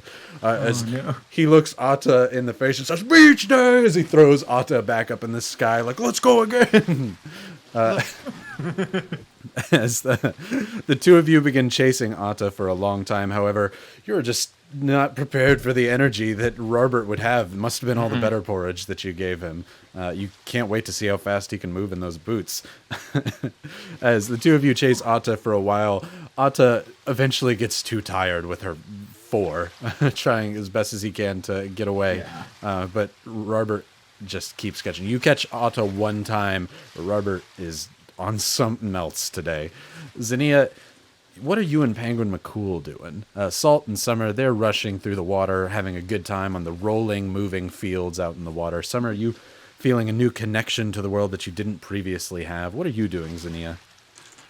Zinnia would probably be sitting up on the sand, arms behind her, staring into the distance of the incoming storm cloud and kind of meditating and taking deep breaths with the salty air, coming in tune with electricity she could feel in the air and enjoying this nice peace and relaxation that she's getting. Roll me another nature check. Please. Oh, that went off. As you throw it at the mic. 15 minus 1, so 14. 14, same number as last time. As the storm gets closer, you're certain that it's nearing on you. You maybe have about half an hour before it gets here. So the speech day, though fun, will probably be short-lived as you begin to feel the hairs on your arm kind of rise up higher and higher. This is both alarming, knowing that, yeah, you don't want to be out here in the lightning, other people, but also it's been a while since you've been washed with a good storm. You're tempted to just sit here on the beach and not move. But you do let everybody know, like, hey, it's about half an hour we have left, as that's when Team is able to catch up to Atta as you distract Robert, telling him what's going on. As Team, you're like, you've lost focus, my friend. As you catch Atta as Robert's like, oh no, not on beach day. As now he goes back to even more. As he's like a bat out of hell, comes running right at you. I'll probably just be like the mom that's like, 30 minutes, everyone. We have 30 minutes. Basically, as at some point, people, as they're running and playing, they come grab some food. Salt and Summer come grab some of the salted meats and the cheeses. This is very, very nice cheese and meat. You're not even... Wow, somebody must have put a lot of time and care into this as you come over. But before Salt and Summer go walking back over to the water, Zinnia, you do the mom thing, like, maybe 30 minutes after you eat. Before they're like, okay, well, we'll play in the sand. As the two rat folk also kind of join everyone in a game of catch Atta before Atta becomes too tired and goes over and grabs the baseball stone and kind of rolls it towards Team, as Atta doesn't have to breathe, but it's still an instinct from when they were alive. Seems to make heavy breathing noises on the ground, as suggesting to play baseball between everyone. Team, you grab the ball and look at the bat.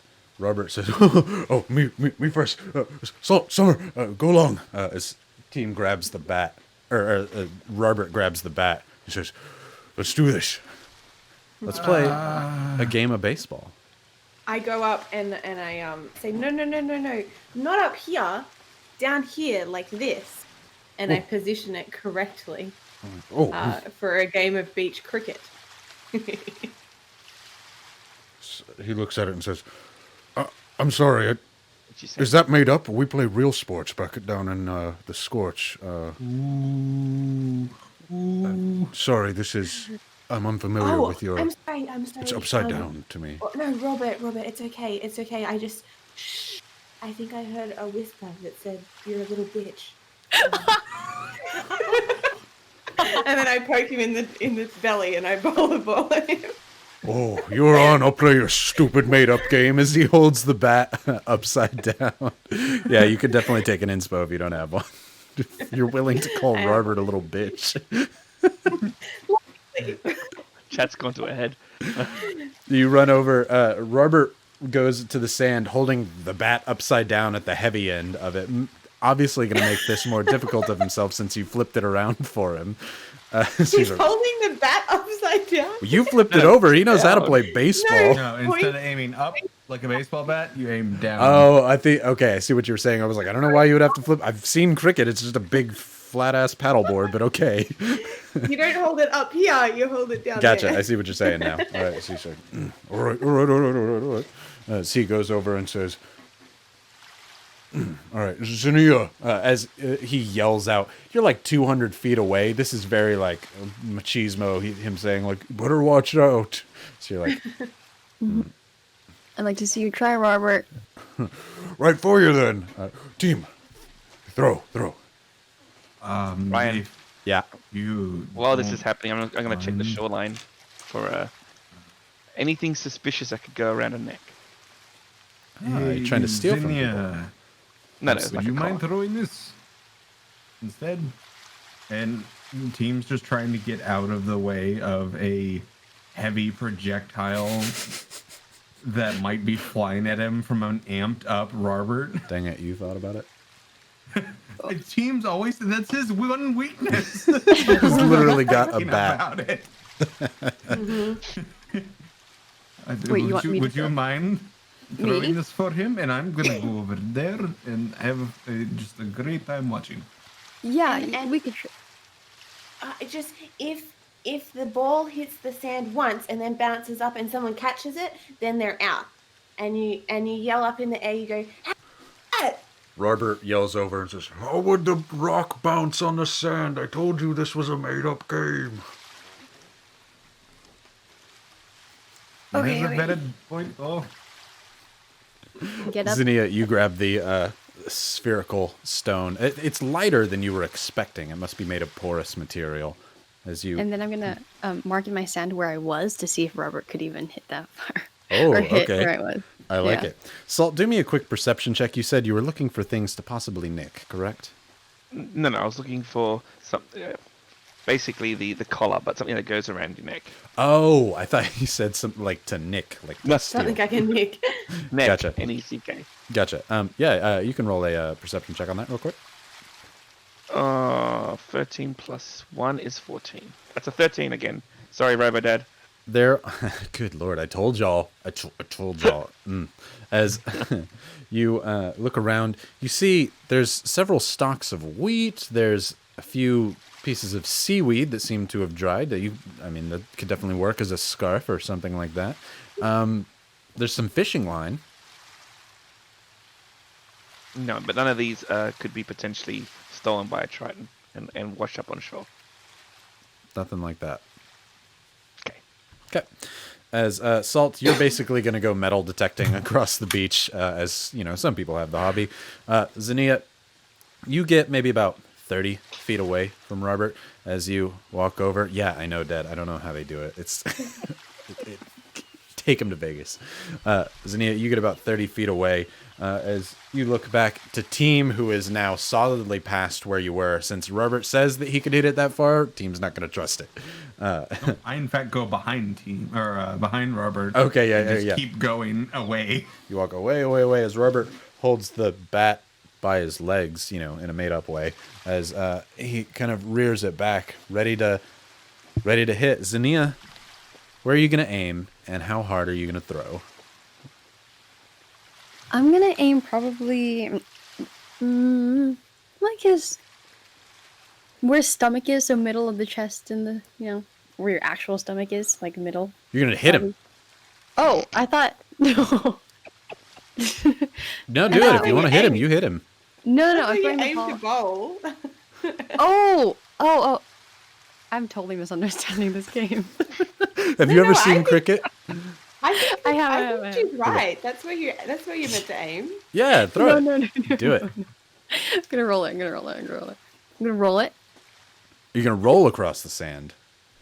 I don't understand this game at all. So you have not seen cricket then. It's okay. It's made up. It doesn't exist. Throw it like a baseball, but you aim a little lower. Or throw it wherever you want, as it seems that this is a rat folk game, and I wouldn't expect you to understand it. Okay. I throw it where everyone else has been throwing it before. Just by his knees? Right across the plate. Oh, by his knees. Gotcha. By his knees, by his Okay. knees. Roll me an athletics throw then. Okay. Oh, also, hi, that's Bobo's mom. Hi, Bobo's Hi, mom. Bobo's mom. Athletics. 17 plus 5.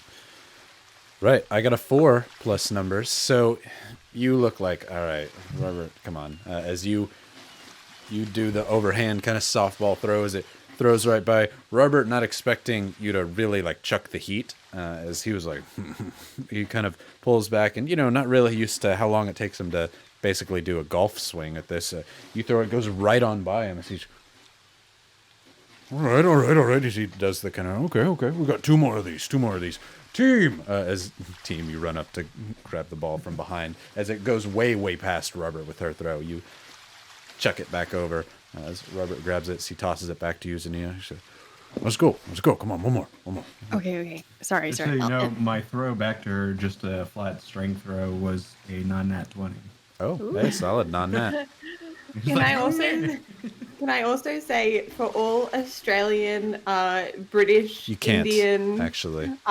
They are gonna like watching Americans try and explain and play cricket is hilarious. I'm not explaining. I didn't do anything. Oh, man. All right. We can Continue. definitely make fun of Jackie for it. Yeah, I take it. I'm gonna take it. Right. I won't give you a GFY, though, Jackie, though some people would demand it because, again, made-up game. As go ahead and roll me another athletics roll. Baseball. How does it feel, guys? How does the pitten feel? Hilarious. Still funny. Still worth it. 9 plus 5. 2 plus numbers, so still past him. You throw it more gently, an appropriate throw, right down the middle as he goes to hit it. This time, again, he's just not... Just stupid underhand. Robert no longer rearing up like a cricket player. He's reeling up like, a person as he holds it over his shoulder and back, ready to really slug this thing out of the way. Team, you grab it again, toss it back to Zinnia. Right.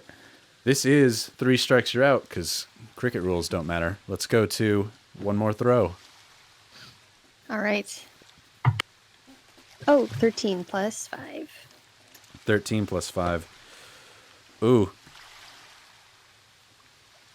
That's a tie, because Robert has 12 plus 6. Ooh. Let's roll again. Let's do a roll-off. Also, 13 again. God dang it. Yeah. Okay. Yeah.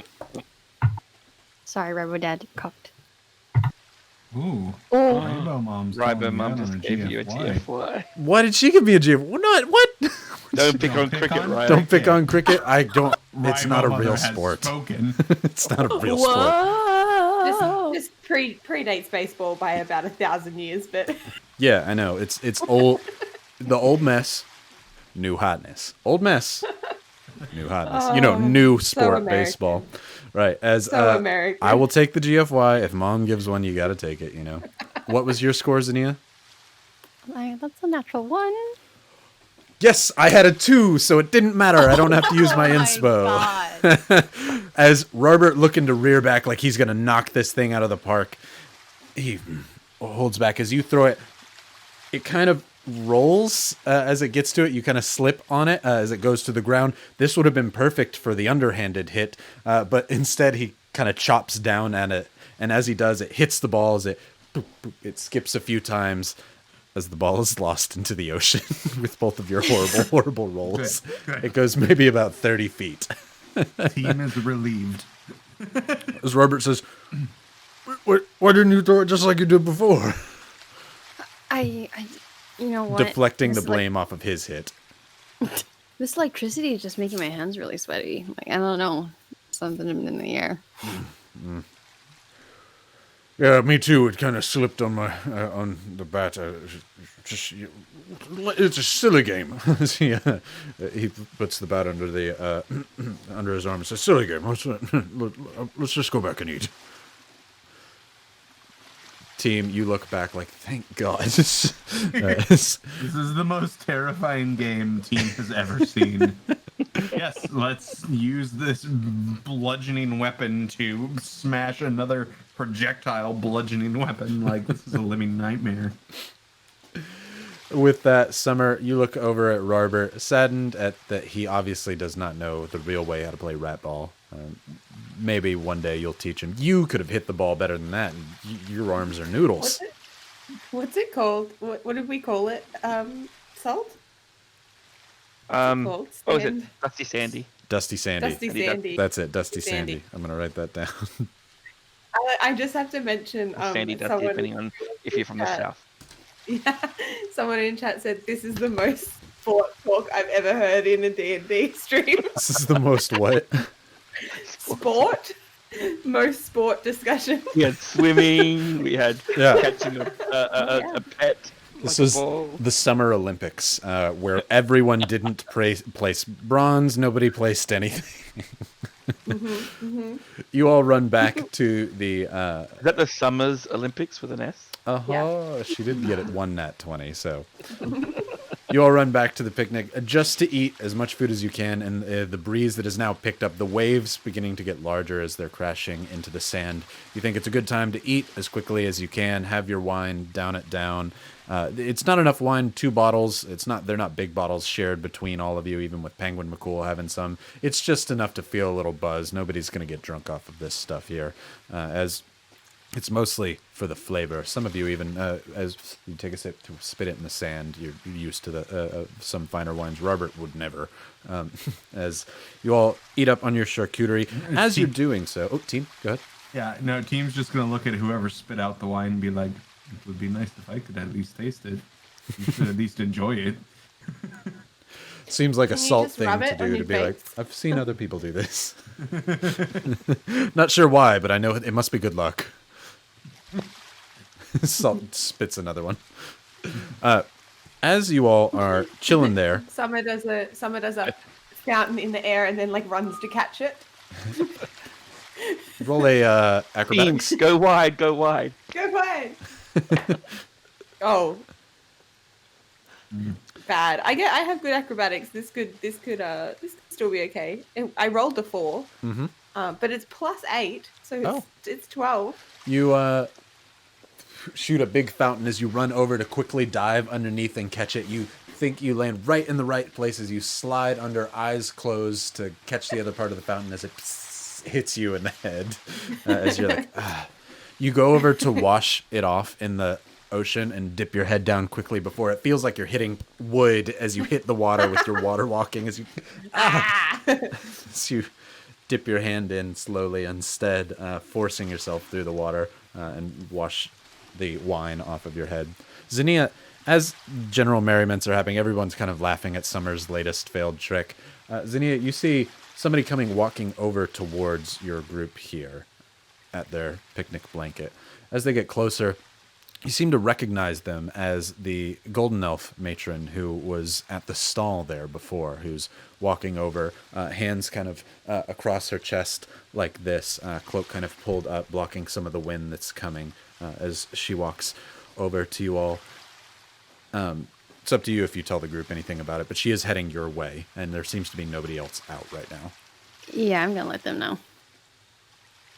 Zinnia kind of points over to the Golden Elf matron walking your way.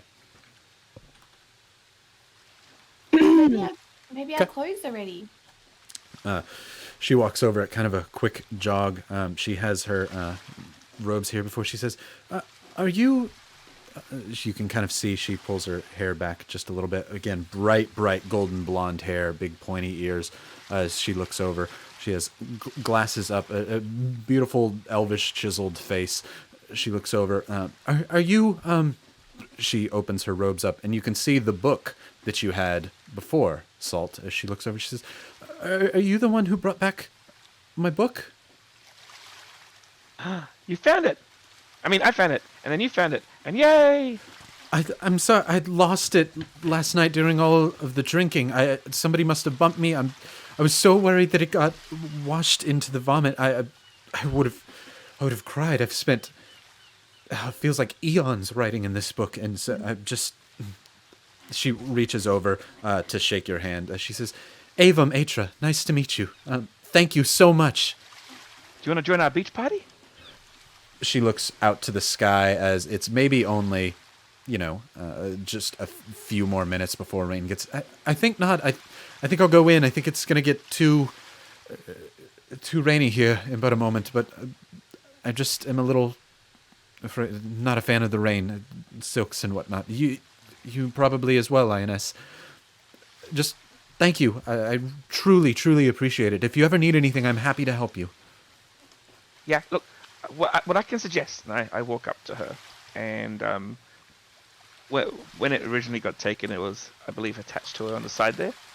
I'm going to show her a double knot that isn't very easy to pick, and I'll be like, this is really sturdy to make sure it doesn't fall off or go missing. Okay. She has this just clasp on the side. She says, "You think it best to tie some string around the clasp as well, so that I don't lose it? I wouldn't be able to have it especially when you've been readily, drinking, but because I lose things when I've been drinking and I haven't gotten tied on. I rarely have a drink, but your adventures sounded like they were going to be such a tale for the ages that If I you're thought I around might. us tonight, you'll probably be drinking again. Maybe slower this time, but yes, maybe. Thank you. Truly, as she flips through the... you can see as she's let go of her robes now, they seem to kind of flow in the wind that are flowing. She still has a very nice kind of purplish blue clothing underneath. You can see several different what appear to be geared devices, like clocks and watches that line the inside of her robes there, as she looks down and says, I don't have much coin on me, but here. I've got some coin if you'd like. No, I meant to reward you for your troubles. She reaches into one of the pockets and holds out. It's not much, but please, take it. She hands you this small blue potion in a small little vial of this bright blue liquid. Cool. We help create some of them in the time sky. These are mana potions. If you need them, they can help you regain some of your energy back. I don't know if any of you are magically oriented in the group, but if you are, then this might be quite beneficial to you. I unstop her and have a drink. Assault is she's like, oh, you're magically inclined. As you pop open a lesser mana potion, roll me 1d4. That's a 4. Solid. You absolutely would have gained the maximum amount 4 spell slots back, either 4 first level or 1 fourth level, etc. Spell slots back from this. However, for you, this tastes like a blueberry slushy in your mouth. It seems to be always cold as you... She says, oh, you must have had a long day. But those are quite valuable, so definitely make use of it today. It tastes wonderful. Is it all gone? Did you drink a whole potion? Oh, yeah.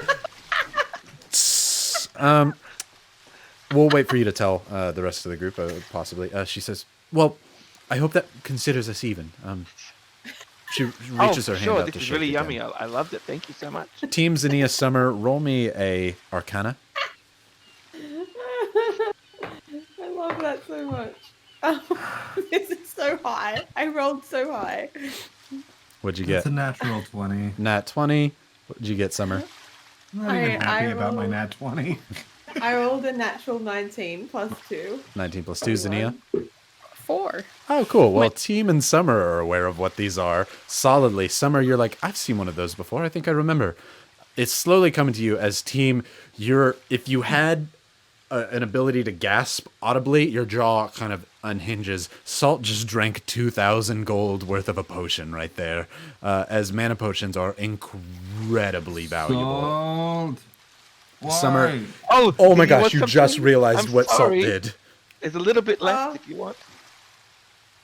Was it good? Oh, it was amazing, sis. It was like blueberries on a spring morning. Avon looks You know- over. We don't really drink it for the taste, but I'm glad that you did like it. Oh, Salt. You are not a magical creature. I'm not? No. Are you sure? not. I've seen 7 lights lots of times. That's quite magical. Ooh. Can I look at him and see if he looks any more magical? Hold up. Since you don't have any magic, and I do like to reach out, and I do like to take your suggestions, Bobo had a fantastic one. Uh-oh. How about we do a wild magic surge for you, since you don't have anywhere for the magic to go?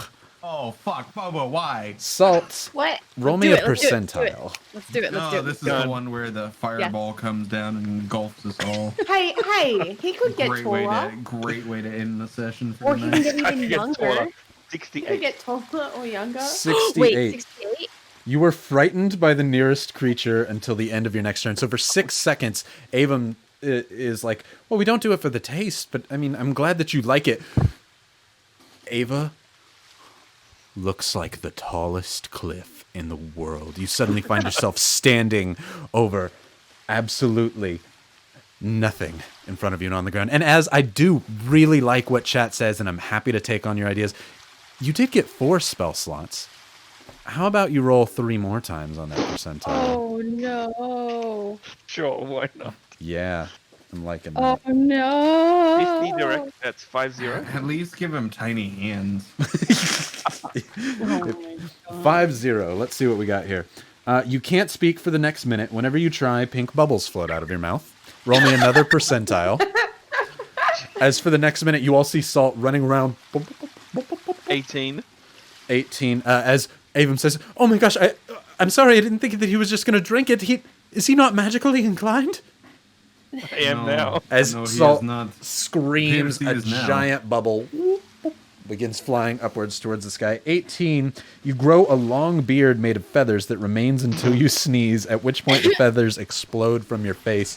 As a loud bubble pops you, your voice suddenly regaining itself. Whoosh, a huge beard of feathers flies out as it touches to the ground. You look around like, still kind of afraid of Avon before you shake your head. She's no longer a cliff. Roll 1 more wild magic.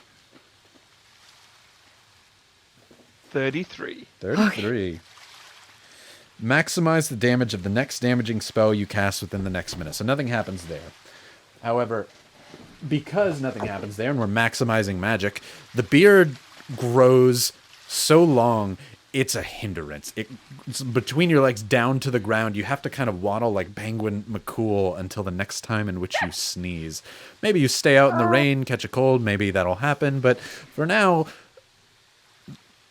you have no idea what Avon just did to you. She looks incredibly sorry as she's like, I'm so sorry. I really thought that he would know better.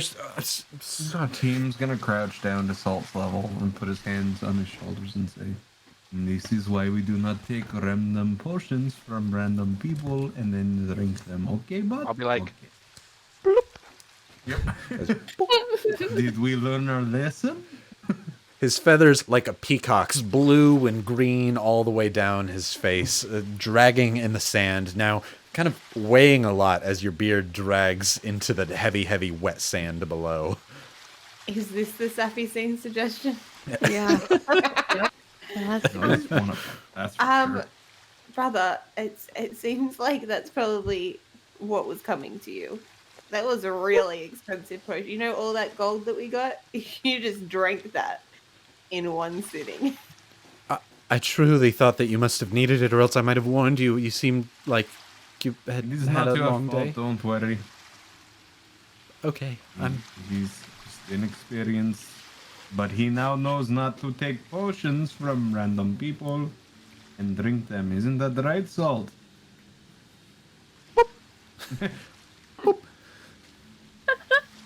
As Ava covers herself up, you all start to kind of suddenly feel a little bit of a sprinkle fall from the sky. You just a little bit, as Avon says, "Oh gosh, I'm sorry. I was meant for that to be more worth your while and not a hindrance. I don't have any more, but thank you for giving my book back. I don't want it to get wet. I'm gonna head inside." I Okay. think we're gonna probably pack up the picnic, right, and come in. It looks a bit. It looks like time. Robert, Lady, what do you reckon? She doesn't hear you guys. She's just like letting the water hit her face, and she's kind of smiling, and then she's shaking out of it, and she goes, "Oh, yeah. I don't know. I can feel the electricity coming. I think it's time." Robert. Could always go. Oh, sorry, go ahead. Oh yeah, you go for it. I was gonna say we could always go down over by Dane's Forge and see what he has. I believe there's an indoor area as well. Good idea. Robert's sitting towards the edge of the sand now, putting on his brand new boots, as they stand out like a Great Gatsby's green beacon amongst his old, dirty armor. But with the gold he has, maybe he'll get some accompanying armor to match. Oh. Well, that doesn't look right. Yeah, here, for the time being, team's gonna come over and prestidigitation, try and turn them purple. All of his armor, or him? No, just the boots. Oh, okay, gotcha. As You're now a purple dragonborn. That's what I was wondering. As you run over to his boots briefly, he has these green and gold standing amongst his black and purple armor. As you, a puff of purple mist covers his boots just enough to slightly discolor them to where they are now almost Joker-esque, and you can still see a bit of a green hue, as it doesn't quite do as much as an illusion might, but it gets the idea from afar that these would fit his outfit a little bit more. As Robert looks and says, I do like the green and gold. I may go for that, but thank you. It did stand if out. that's the case, then the team No, taps no. his fingers and the purple just vanishes. Disappears. He says, "Oh, I think it looks fine. I would love to show these off to people. They're buttery soft on my feet. It's like walking on a bed." This is good. Perfect. Come, as he helps gather the blankets and last bit. Avum runs off, cloak kind of over her head, running back towards the inn, trying to get out of the storm. He helps you all kind of grab the blankets and the charcuterie board and the knives and whatnot, everything that you need to get out of there. Penguin McCool just kind of goes and sits off to the side, waiting for you all to get your thing done. As water starts to hit him in the head, he's like, just, can you please put me back in the hat for just a little bit? It's going to get a little wet. I scoop him up and pop him away. As he pops in just enough to where it's more of an excuse to not have to do any manual labor, you think, as you pop the hat back on. You all grab your cloaks, blankets, bed sacks, and what you had for the makeshift picnic for the beach. Grab the board. Where are you all headed? As it's starting to get a little bit it's kind of going fast to sprinkle. You're going to want to get in soon or you're going to be wet. I'll put my beard on my shoulder. So you throw it over the side, like Thorin Oakenshield does in the books, having to kind of hide his beard instead of the movies where you didn't even have one. You throw it on over as you begin to carry. Red Where are we Wagon headed? in? Yeah. Red Wagon Wait. in? Red Wagon Inn. What happened to Dane? Because, well, Dane's Forge is right outside of the Red Wagon Inn, isn't it? It's nearby, yeah. Yeah. Great. We can go into the Red Wagon Inn, have some lunch, maybe grab a drink, go over to the Forge. I gotta show that guy that I've got a beard now too, and it's really long. Ah, yes. I'm sure he will love it. As I guess Joy would be inside now, right? Like, because it's starting to rain and they have an open air market. Maybe Joy's playing some music. Maybe more gifts. Great. You all head back to the Red Wagon Inn, rushing to get out of the rain. Zinnia, you kind of let the group walk ahead. You take the moment to be a little bit in the rain, not really too worried about getting a little wet. As everyone runs in, you walk. They hold the door open for you, but you walk at a slow pace before you come on in, and then just kind of do a quick like cat shake off to get the water off of you. You know, one leg, etc. Before you walk on in, it seems that many of the sailors and the adventurers that were here in the town, stopping through, whatever it happens to be, have all gathered within the inn currently. As you all can see, Carlene is now behind the inn, as well as Tonar. Being that it's midday shift, there's a lot of people who are going to need some drinks. They both are working pretty heavily, Tonar with his apron around him. They both kind of just give you a nod as you come in. As you can see, they're busy, as a lot of people have recently just come in. Carlene just says, if you need anything, just tell me in a minute. Kind of giving you the hold-on finger. As you look over to the side, there are a few musicians up on the stage. Joyos does not appear to be one of them. However, the old man that you saw before is up there playing with the lute, as well as an older human in kind of what would essentially be like a stereotypical, almost like bum outfit, where it's like it's an old tux and top hat that's kind of off and tilted to the side, but it's filled with holes off to the side. It's this big kind of purpley suit that's just downtrodden and dusty. It looks like he just robbed it right out of a grave. You can see there's a big bottle of whiskey next to him as he's got a big old cigar. He has a banjo that he's playing, as the two of them are playing this kind of somber, almost like rain type music here in the inn from before. So they're not playing anything with words, just more atmospheric-esque music. Seems to be a lot more chill and a lot more calm. As you all come in, get out of the rain, you set the charcuterie board up on the barkeep for them to be able, or the bar for them to be able to take back wine bottles, etc. And there's a few tables here that are open, as a lot of people are still currently up at the bar. If you're wanting to grab a table, it would probably be recommended that you do that. Otherwise, people, when they're at the bar, are going to leave and all the tables may be gone.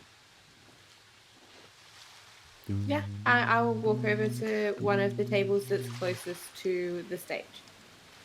Great. You head on over to the side. There is a booth that kind of lets you see, if the stage was right here, the booth is kind of over here in the corner off to the side. There's one table in between the stage and the booth over here, but there's not actually any chairs. There's a big stone table, again, with an M carved into the stone on the side with the kind of stone backings on the booth with some cushions over to the side. It's nice. It's not any of the booths you sat in before, but it's very cushiony, very soft. As you all slide on in over to there, a few of you wiping the water off of you before you sit down onto these soft little pillowy chairs and join and listen in to the music. It's nice music, definitely atmospheric, and it feels kind of calm. If you hadn't just had a bunch of hand foods, meats, cheeses, and whatnot, this would be a lovely rainy time, as you can hear the rain start to kind of pick up on the wind, or on the windows of the inn there, kind of slashing against it. You got in just in time. It's starting to almost rain like sideways. You can hear slamming against the windows. Nobody seems to be too concerned by it. It just seems to be like it's going to be a pretty heavy rainfall coming down. What are y'all doing during this time? You were going to head over to the forge. Are you going to do that now or a little bit later, Tim? Tim looks out towards the window. He says, "You know what? Maybe we can just hold on for a little bit. Would perhaps I haven't got you I haven't gotten to hear you actually sing a song before. I would kind of like to hear that." We could do something salt. Do you want to do Yeah. something? The one we've been working on, for sure. Yeah.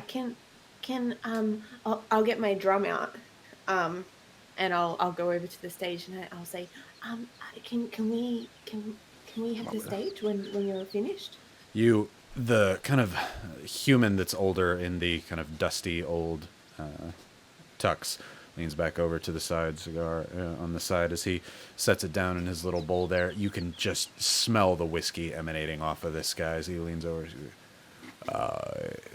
Yeah. Stage is all yours. We're about to finish up this song here. See, puts the cigar back up. I'll introduce you. Well, what's your name? What did we say? The Von Trapp Acrorats? Fair enough. Yeah. I don't know. Yeah. Do we go for the strawberry one? Yeah. We're the Mary Berries. Mary Berries! Mary Berries. It's a lovely name. I'll call you in. But kind of try and say it like tough. Mary Berries. I'll try and sound Mary tough as Berries. I can. Yeah. Just that boom, doom, doom, doom, doom, as he continues to play his banjo there. Everybody roll me a perception real quick.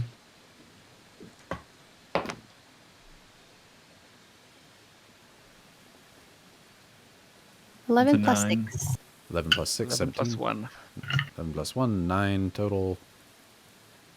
9 plus 2. 9 plus 2. Okay. Zania, as you're looking over to who they're talking to, Robert, far too just engrossed in relaxing with his friends to even really care. He's just kind of chilling back in the booth, enjoying his time. Zania, you look over at who they're talking to. As he leans back, you can get a closer look at his banjo there. The pegs on the banjo kind of stand out to you, where like the tuning pegs up at the top. As you see, the tuning pegs appear to be small bones or tiny skulls on the tuning pegs up there, and that kind of freaks you out. Before you look down at the base of it, you can see the actual wrappings around the banjo seem to be held in by some weird. As you look over at Team and look back, it kind of hits you. It seems like they're held in by a bone around, like almost like a large spinal bone, like from a giant or something. That it seems to be holding whatever leather is on here back. The banjo is definitely interesting, to say the least. I'm gonna point it out to the acrobats as they're the more musical pair of this group, and I'll just let them know. Summer and Salts, as you come back over, waiting your turn, Zinnia points out the odd appearance of the banjo. Banjo. That's from your mom. Oh, gosh. On the banjo. Mom Good gets a job, Mom. GFY. I cannot do that. You were about to give a GFY to Alex, weren't you? It was Yeah, actually that- Medusa. Oh, Medusa. Okay. Oh, even better. Oh, I thought it was Rybo Mom earlier. Oh, no, Rybo Mom second. Summer, Salt, she kind of points it out to you. I mean, you can make instruments out of everything. Yeah. Really? Mine's made I out once of made an instrument from my yeah. armpit. Do it. Do the thing. Do it. She basically does the nearest patrons at the table that are listening to this relaxing somber music look over to you as they're like, they kind of give you the eye. Oh, they're gonna love us. As it seems that the song kind of winds down. It's very, very folksy, bluesy. As the crowd kind of, there's a hat that he takes off. You can see there's hardly any hair on this guy. Whatever is there is kind of combed over. You must not take much care or time into his hair that's left, or maybe he's just old. As he sets the top hat down, a few people come over and throw some coins into it for their time. Thank you. As the older man with the cane that you know from before walks over towards the bar, but the man with the bone banjo turns over and says, all right, listen up now. We have two new folks that want to do some playing.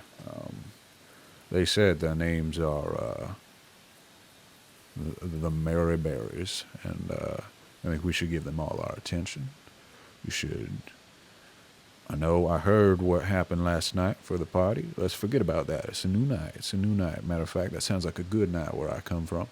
So I say we shouldn't be mad about it. I say we should love it. I say we should listen to what they have to say.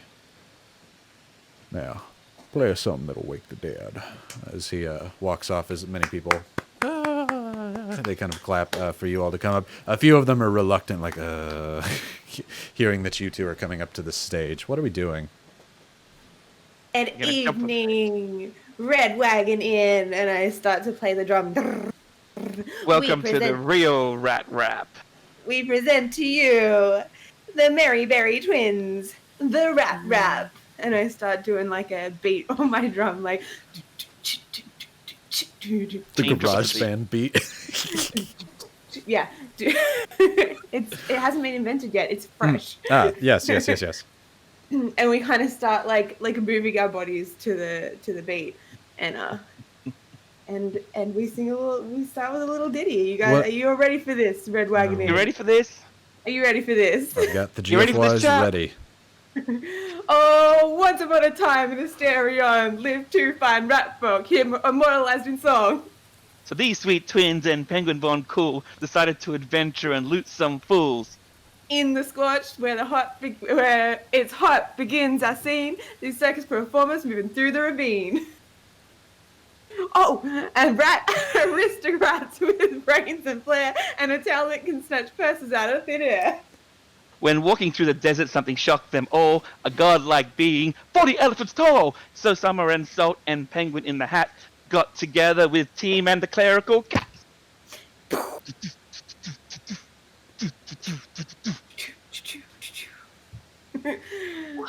If believe it or not, that was our first run through. Yep. Wow.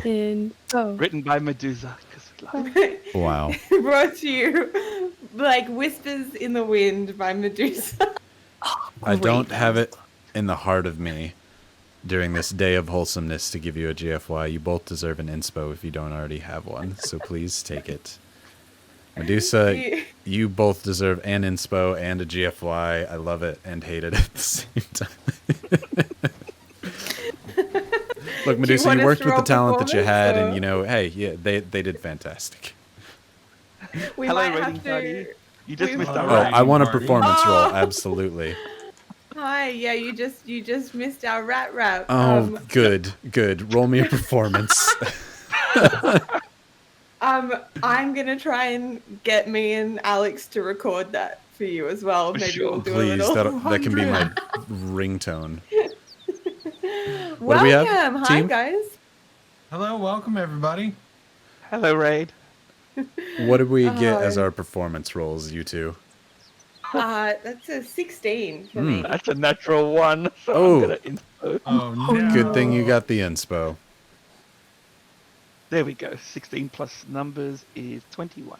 21, and what was yours total, Summer, again? 16. I rolled a 10.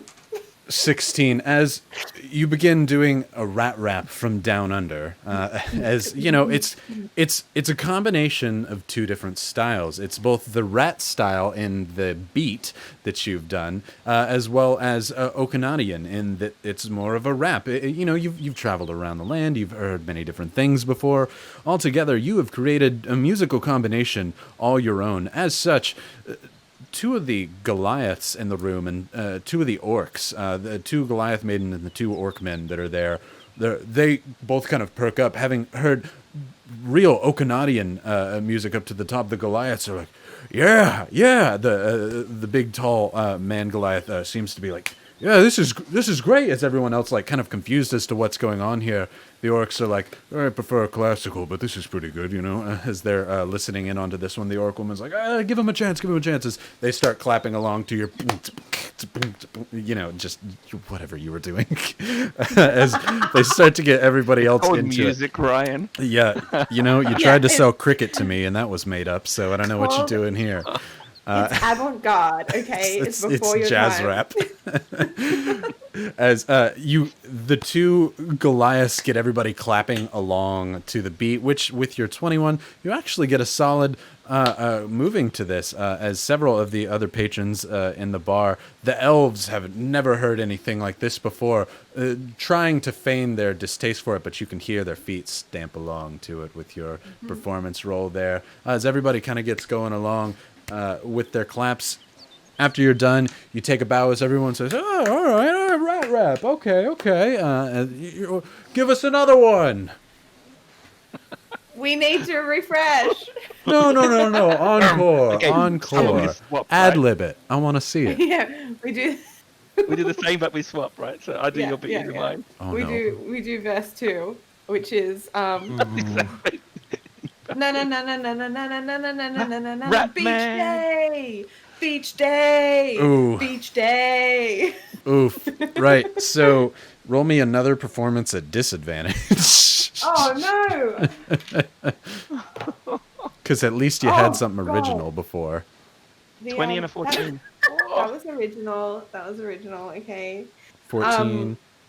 I'm going to Lowest use rolled my 20. inspiration. Do it. Do I still roll with disadvantage? Yep. Oh god, it was the same thing. Sing the Carlene song. 8. I rolled Carlene. So I've got a dirty Carlene. 20, Ryan. You I had a haven't- 20 and a 14, so you got a 14. This Yep. is a disadvantage. But you got to add 5. Oh, okay. So it's 19. Sorry, my performance. 19. I sorry. rolled an 8 plus 6. Okay. Still a solid showing. It's not what they were expecting. They were hoping for more after such the performance that was the rat rap.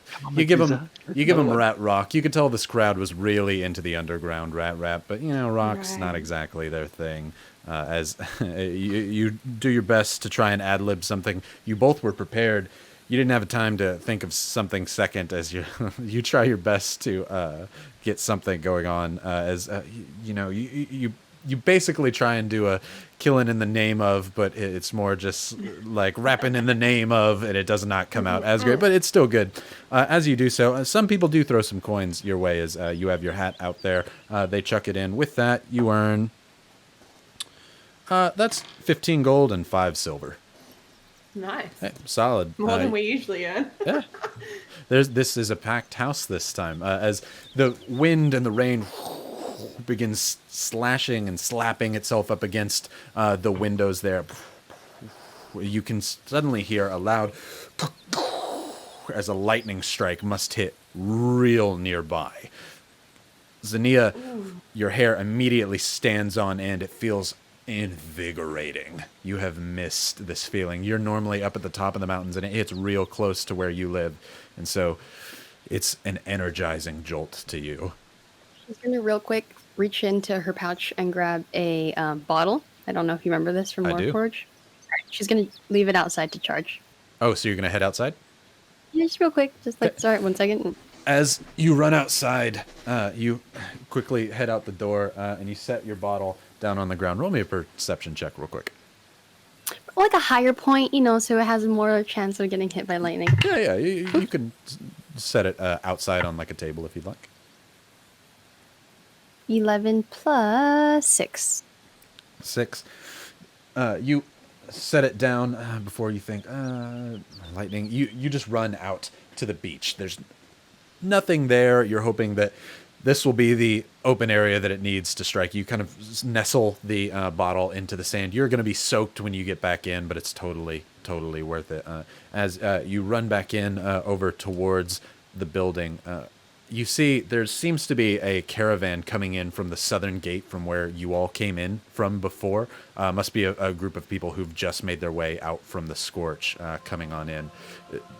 Probably not raining out in the Scorch, even though you can see the storm coming in through here. They're going to be coming in sometime soon. Are you going to wait? Because you're at the beach. They're going towards either the inn or following the road up further. As they're kind of going, they seem to be heading towards the inn. You can either try and kind of meet them or wait for them. There seems to be a large group that's going to be running towards the inn there. Oh, I'm going to go to the inn. Okay, And yeah, so you I'm kind of gonna jog let on back. know that people from the Scorch are coming and then watch by the window just to see if I recognize anyone. Okay. You walk back in, completely soaked, kind of shake your hair as you kind of do the like in the ear thing as you're like, hey, just so everybody knows, there's more people from the Scorch, some adventurers probably coming this way. As from the Scourge? From the Scorch, so we don't really have friends in the Scorch. As soon so as the Scourge gets mentioned, Team's already got his hand on his sword and his other hand ready with the bow. He doesn't trust any of this. you hear a loud poof, poof, poof on the door of the Adventurers Guild of the Red Wagon Inn. It's open, but someone's knocking. As the old man with the cane walks over, and he just, come in, it's unlocked. Before you all hear in a loud, you have someone of ours. Where are they? Coming through the door. All 4 of you recognize a familiar lizard folk tone of voice. I'm gonna charge some energy in my hand that I've never really felt surge through me before, but I'm gonna hold it there. As Carlene and Tonar look over at you. Yeah. Okay. Yeah. I've got the bow ready and an arrow knot, and actively asking for Dane. You're like, oh, where the hell's Dane? Everyone is currently very, very quiet right now. They all know what you did. Everyone here in the guild knows what you've done. As they're all quiet looking to you, you're like, where's Dane? You hear a few whispers from other people among the group. Tell him that they're in here. Before Tonar stands up and says, none of that! He gets on top of the bar as the older man with the cane, the pervy old guy, says, I'll handle this. He begins walking on over towards the door, knocking his cane along the stone wall as he gets over towards the door. Carlene looks and does kind of a nod over to Tonar as Tonar says, you 4 of you, come with me. As Tonar gets off the bar stool and comes running over as he calls you over. Robert's with us, right? Yeah, 5 of us. Okay, so 5. 5 of you. Okay. Sorry, my bad. Just wanted to make sure. No, you're Yeah, good. I'm just looking at your faces currently, so 5 of you. Yeah, you're all good. I knock another arrow and I start following Tonar. Okay. Team's going with Tonar. What is the rest of you doing? Heading with them as well. Yeah. Following. Making sure Robert's coming too. He gestures all of you over. Robert pulls his spear out of his pack and holds his shield up. I dare him to try. As Tonar says, "Not today, man." As Tonar pulls him back to the back, you see in the food storage area over there, he runs over and pulls open a little hatch that leads down into a ladder that goes down into a hidden basement area down below. As you do, you hear a voice through the boards out to the side. You hear, "Where are they? I know they're in your inn," in a whisper before you You mean you mean those adventurers who came through and what stole your spear? as the pervy old man seems to be talking to Keenak at the door right now. Tonar says, "Go, go." What are you doing? So Going. Do you Go. still have that lock? I do. Do you want to use it? Should we lock this lodge? I think we should listen for once and I think we should leg it. Yeah. I think we should leg it. I We're don't good know. at that. Let's go. You go down the ladder. There's another small storage area here with barrels, grapes, some wheels of cheese, some cured meat hanging down here before Tonar comes down the ladder with you and closes the latch. He lights up a small little lantern down here, giving some light source, and holds it up ahead. He says, "You're one of us. We're not letting this happen to you." As he opens, there's another door off to the side that he opens there. This door is made of stone, while the rest of this is made out of seeming wood. As he opens the door and says, "Come, come, you don't need a lock, we have them." Opens the door and holds it all for you. Robert looks back and says, "What have you all?" and Tonar says, "Don't think of it. Get in." he opens the door. I take point. Okay. All of you, I look Seems back in at Tonar and I grant him bardic inspiration. you say, I whisper him thanks. thank you, as almost like a whisper on the wind. Tonar, not sure where it came from, but Go, go, go. as he ushers you through the door and into the other room. He closes the door behind. He goes with you into the room and hands you, team, the lantern, and puts his back up to the door. He locks it, but he slides down against the door, sitting there as if waiting to have to hold it closed.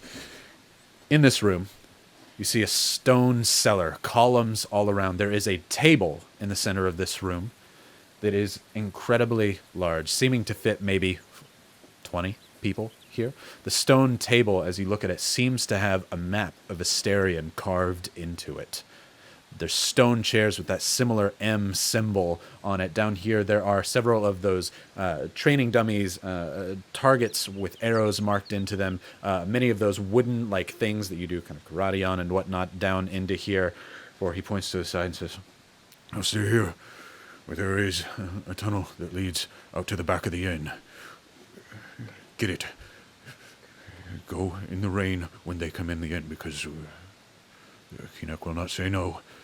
Run in the rain and run out of town. I know you know how to get to the port. Take the boat, We're not leaving you. or take the port key and get out of here." What about all of you? He What will looks befall back and says, "Kinak might be strong, but he's not a fool. He wouldn't dare challenge the Adventurers Guild." Where is Dane? Dane would either be up in the temple atop the hill or down the river, where his family smiths. That is where we need to go. We need What to of see the him tunnel? before we leave. What of the tunnel? Can we go to the tunnel?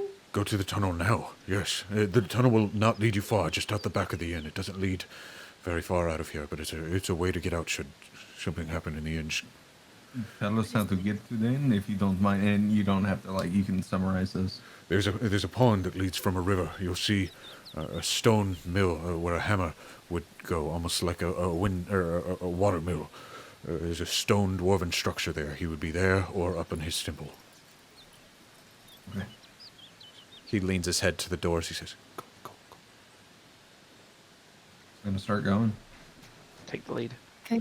Yeah. You all walk Like- over, looking to the side. There is a small little stone hatch there. You can see built into the wall. It's not very secret, but it is a secret way out, seeing that the door behind Tonar is locked. As you pull open the door, it seems that this tunnel must not have been used for quite some time, as the first thing you're greeted with is dust and cobwebs filling the entrance there. You see several spiders scurry out onto the ground and further into the tunnel. The tunnel is definitely one that you'll have to crawl through. Salt and Summer, even you, having to crawl through this thing. Going Lead through? the What way. are we doing? We're going to go through that tunnel, right? Team, Yeah. Yep. you take the lantern. You're not sure that you'd even be able to carry it through here. You set it out at the entrance, as you're just going to have to trust your sight to be able to crawl through this thing and get your way through the tunnel. Who's going first? I actually cantrip Sacred Flame just to like burn spiderwebs. Oh, and yeah, light yeah. away. Absolutely. I was like, you can, but you will burn. But okay, burning the spider webs before you go in. Yes, as Yeah. soon as you open it up, Zania then puts her hands out as the webs will burst up into flames. You hear small, like, poppings of spiders, almost like popcorn beneath your flame. As you immediately with that, it's out of the way. Who's going first? I'm actually gonna let Robert go in front of me because I have dark vision, and Okay. he doesn't. Got ya. Who's going first, You though? got Salt's first. Salt, you begin crawling through the tunnel. Who's going after Salt? I'll be close behind Salt. Summer, you're going behind. Zania, team, I'm gonna Robert. I'm gonna Robert team and then me last. Okay. Robert follows closely behind the rat folk. He's kind of grabs onto Summer's tail every now and again, unable to see in this dark tunnel. However, most of you are able to see. Zania, you don't have dark vision either, do you? I I'll do. cast Okay, light. yeah, then you all have no problems. Robert able to kind of follow under your tail. Before you do, cast light on the boot, giving Robert something to see through. Before Salt, you climb through rather quickly. You're still used to kind of crawling like this. Before this leads up to an upward slope. Before there is another hatch up on the end of this tunnel. Zania, you go to close the door behind you as Tonar looks at you and gives you a kind of a salute, an orcish salute across the chest. I'm not sure if this is the right to reply with, but I will copy. He nods your head before he puts his ear back to the door. You closing the trap door behind before crawling out. Salt, you reach the door up to the top. It's quite heavy. I'm going to need a athletics check to push it off. That I should be able to do. While he's rolling that, can I have looked back before I went in and told Toner he's not a piece of shit? Yeah, Tonar says, "You may still be, but you're one of us." as he, yeah, we'll say that's when he does the cross thing to you, Team and Zinnia. Salt, what was your roll? 11 plus 3, 14. 14. That is enough as you begin to hear almost like brush and sand push off of this thing as you push it. There's water you can hear coming in. You seem to be, as you make your way up and out and help your friends out of the hole here, right in the stalls that were there before, the merchant stalls that you were just at previously. You're right under the closed stall from before. There's brush and straw all littering the floor around you. Before you can hear voices through the storm, though it is coming in quite loud, you hear something in the distance. I need everybody to roll me a perception check. Team dice tonight. I'm never good at perception. 16.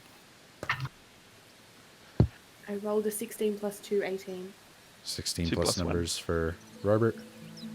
Team? 19. 19. Team, you help everybody out. You help Atta out of the tunnel. And once everybody's done, you close it back over before you listen over, hearing voices come from the side. You hear Keenex say, in a whisper, you hear him say, "If you don't bring them out, Spade was here. They stole something from me. They're nothing but criminals.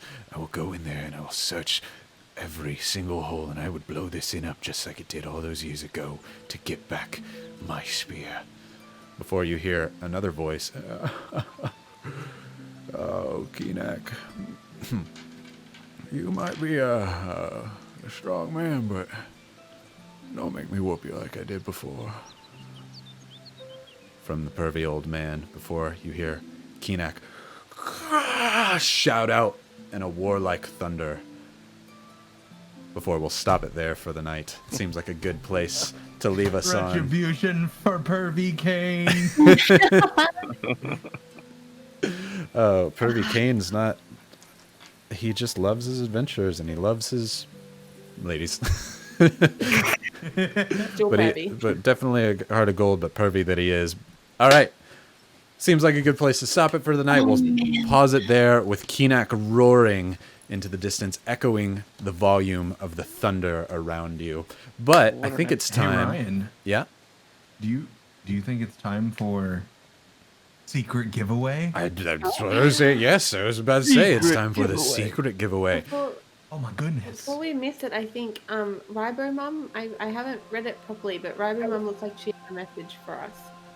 Rybo parents will pay $5 to our cause for every brand new person you guys have joined the stream. They must have never joined before. Go get us some chat, folks. Share the fun. Invite a friend. It is for a good cause. For every new person that we have join the stream, they'll give $5 to the Wildfire Relief Fund. What number are we at right now in the stream? Well, let's help. 123. 123. Maybe make it easier to follow. We could do subscribe instead of join, because that probably is what they're meaning anyway. Easier to Yeah. track. Or new We followers? can't really track people just join chat. Fair enough. We could always do concurrent viewers at one time as well. But next week, they said, that sounds amazing. Go rock, parents. They're You just, heard they're it, good chat. people. Go out there. Bring people in. Get people in. Recruit. Put out fires. Recruit them to the chat. See us to kill chat. Keenak or Keenak TPK. right when Keenak kills everybody, have everybody come in for the final episode. It'll be great. Beautiful. Right, well, we'll work out what we want that specifically to be. Rybo Mom and Rybo Dad, you are awesome people. We'll work out how that's going to work next week, and we'll tell you all at the very beginning. Thank you, everybody. Let's do a giveaway of the super secret ultimate dice set. So if you haven't yet, do ! LUD so that you can enter the super secret giveaway for a once-in-a-lifetime set of dice from Level Up Dice that nobody else will ever have. Correct?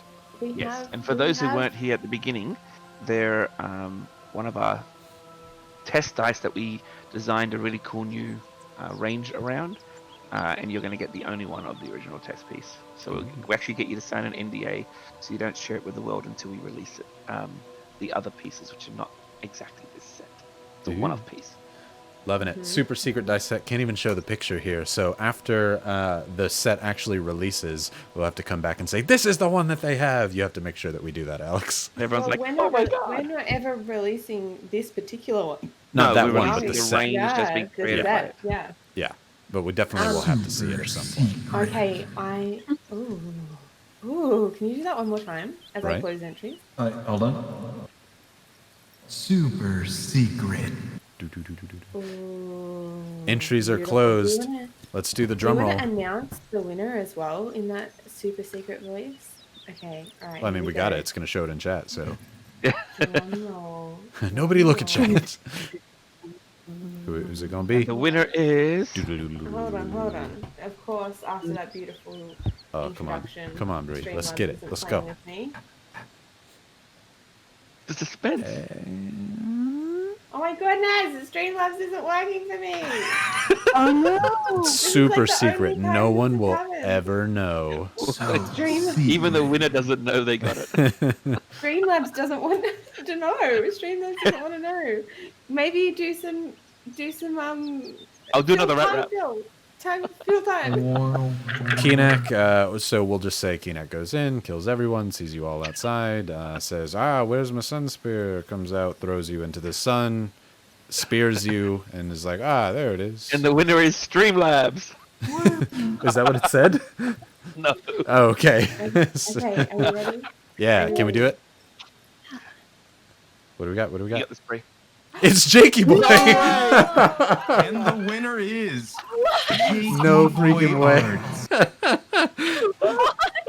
How Oh did my that even gosh. happen? Wait, What? What? He called it too. Did he? Did he say he was going to What? win? He's like, I want to win this for bragging rights. Yeah. Of course he is. Well, now Jakey Boy has to come on as a guest. You Oh have my to do that to gosh. pay everyone back. Jake, you have to sign an NDA as well. One of us. One of us. I That is- can't believe Jakey, Jakey won, baby. You know what Baby. this means, Jakey? You got to come back for more streams now too. This was his first stream actually getting to watch live. Oh, really? Of you course won? it was. Unbelievable. Look at it. The more Oh my people you get goodness. in, the This more is- people that win. I swear this, unless Jakey hacked OBS and that's why it wasn't working. No wonder it wasn't working, summer. Jakey flicked the old hack switch and, happens. Oh, Jake. Give dice. Gib dice. Gib. All He's right. also flooding the chat with With with little Jakey goblins. with goblins. All right. Well, let's Oh, call it dear. there for the night. That seems like a fantastic ending. Tune in next week for our 11th episode where we can see what happens to Keenak, what happens to the crew, what happens to Pervy Kane, what happens to Tonar. Who knows? Maybe we'll start a brand new stream next week. Lightning is striking. Let's make it happen. Right. Thank you, everybody, so much for watching. Make sure you get some friends to come in and join so that you can make my parents go broke. That's what we want. Support us. Right, support us, which really will be helping to put out fires. So that's good. Thank you, everybody. I hope you have a fantastic night, and we'll see you next week on the Red Wagon Inn. And Bye. Drew, you get another GFY. Think I didn't see that. I'm not taking it. The game's over. Bye.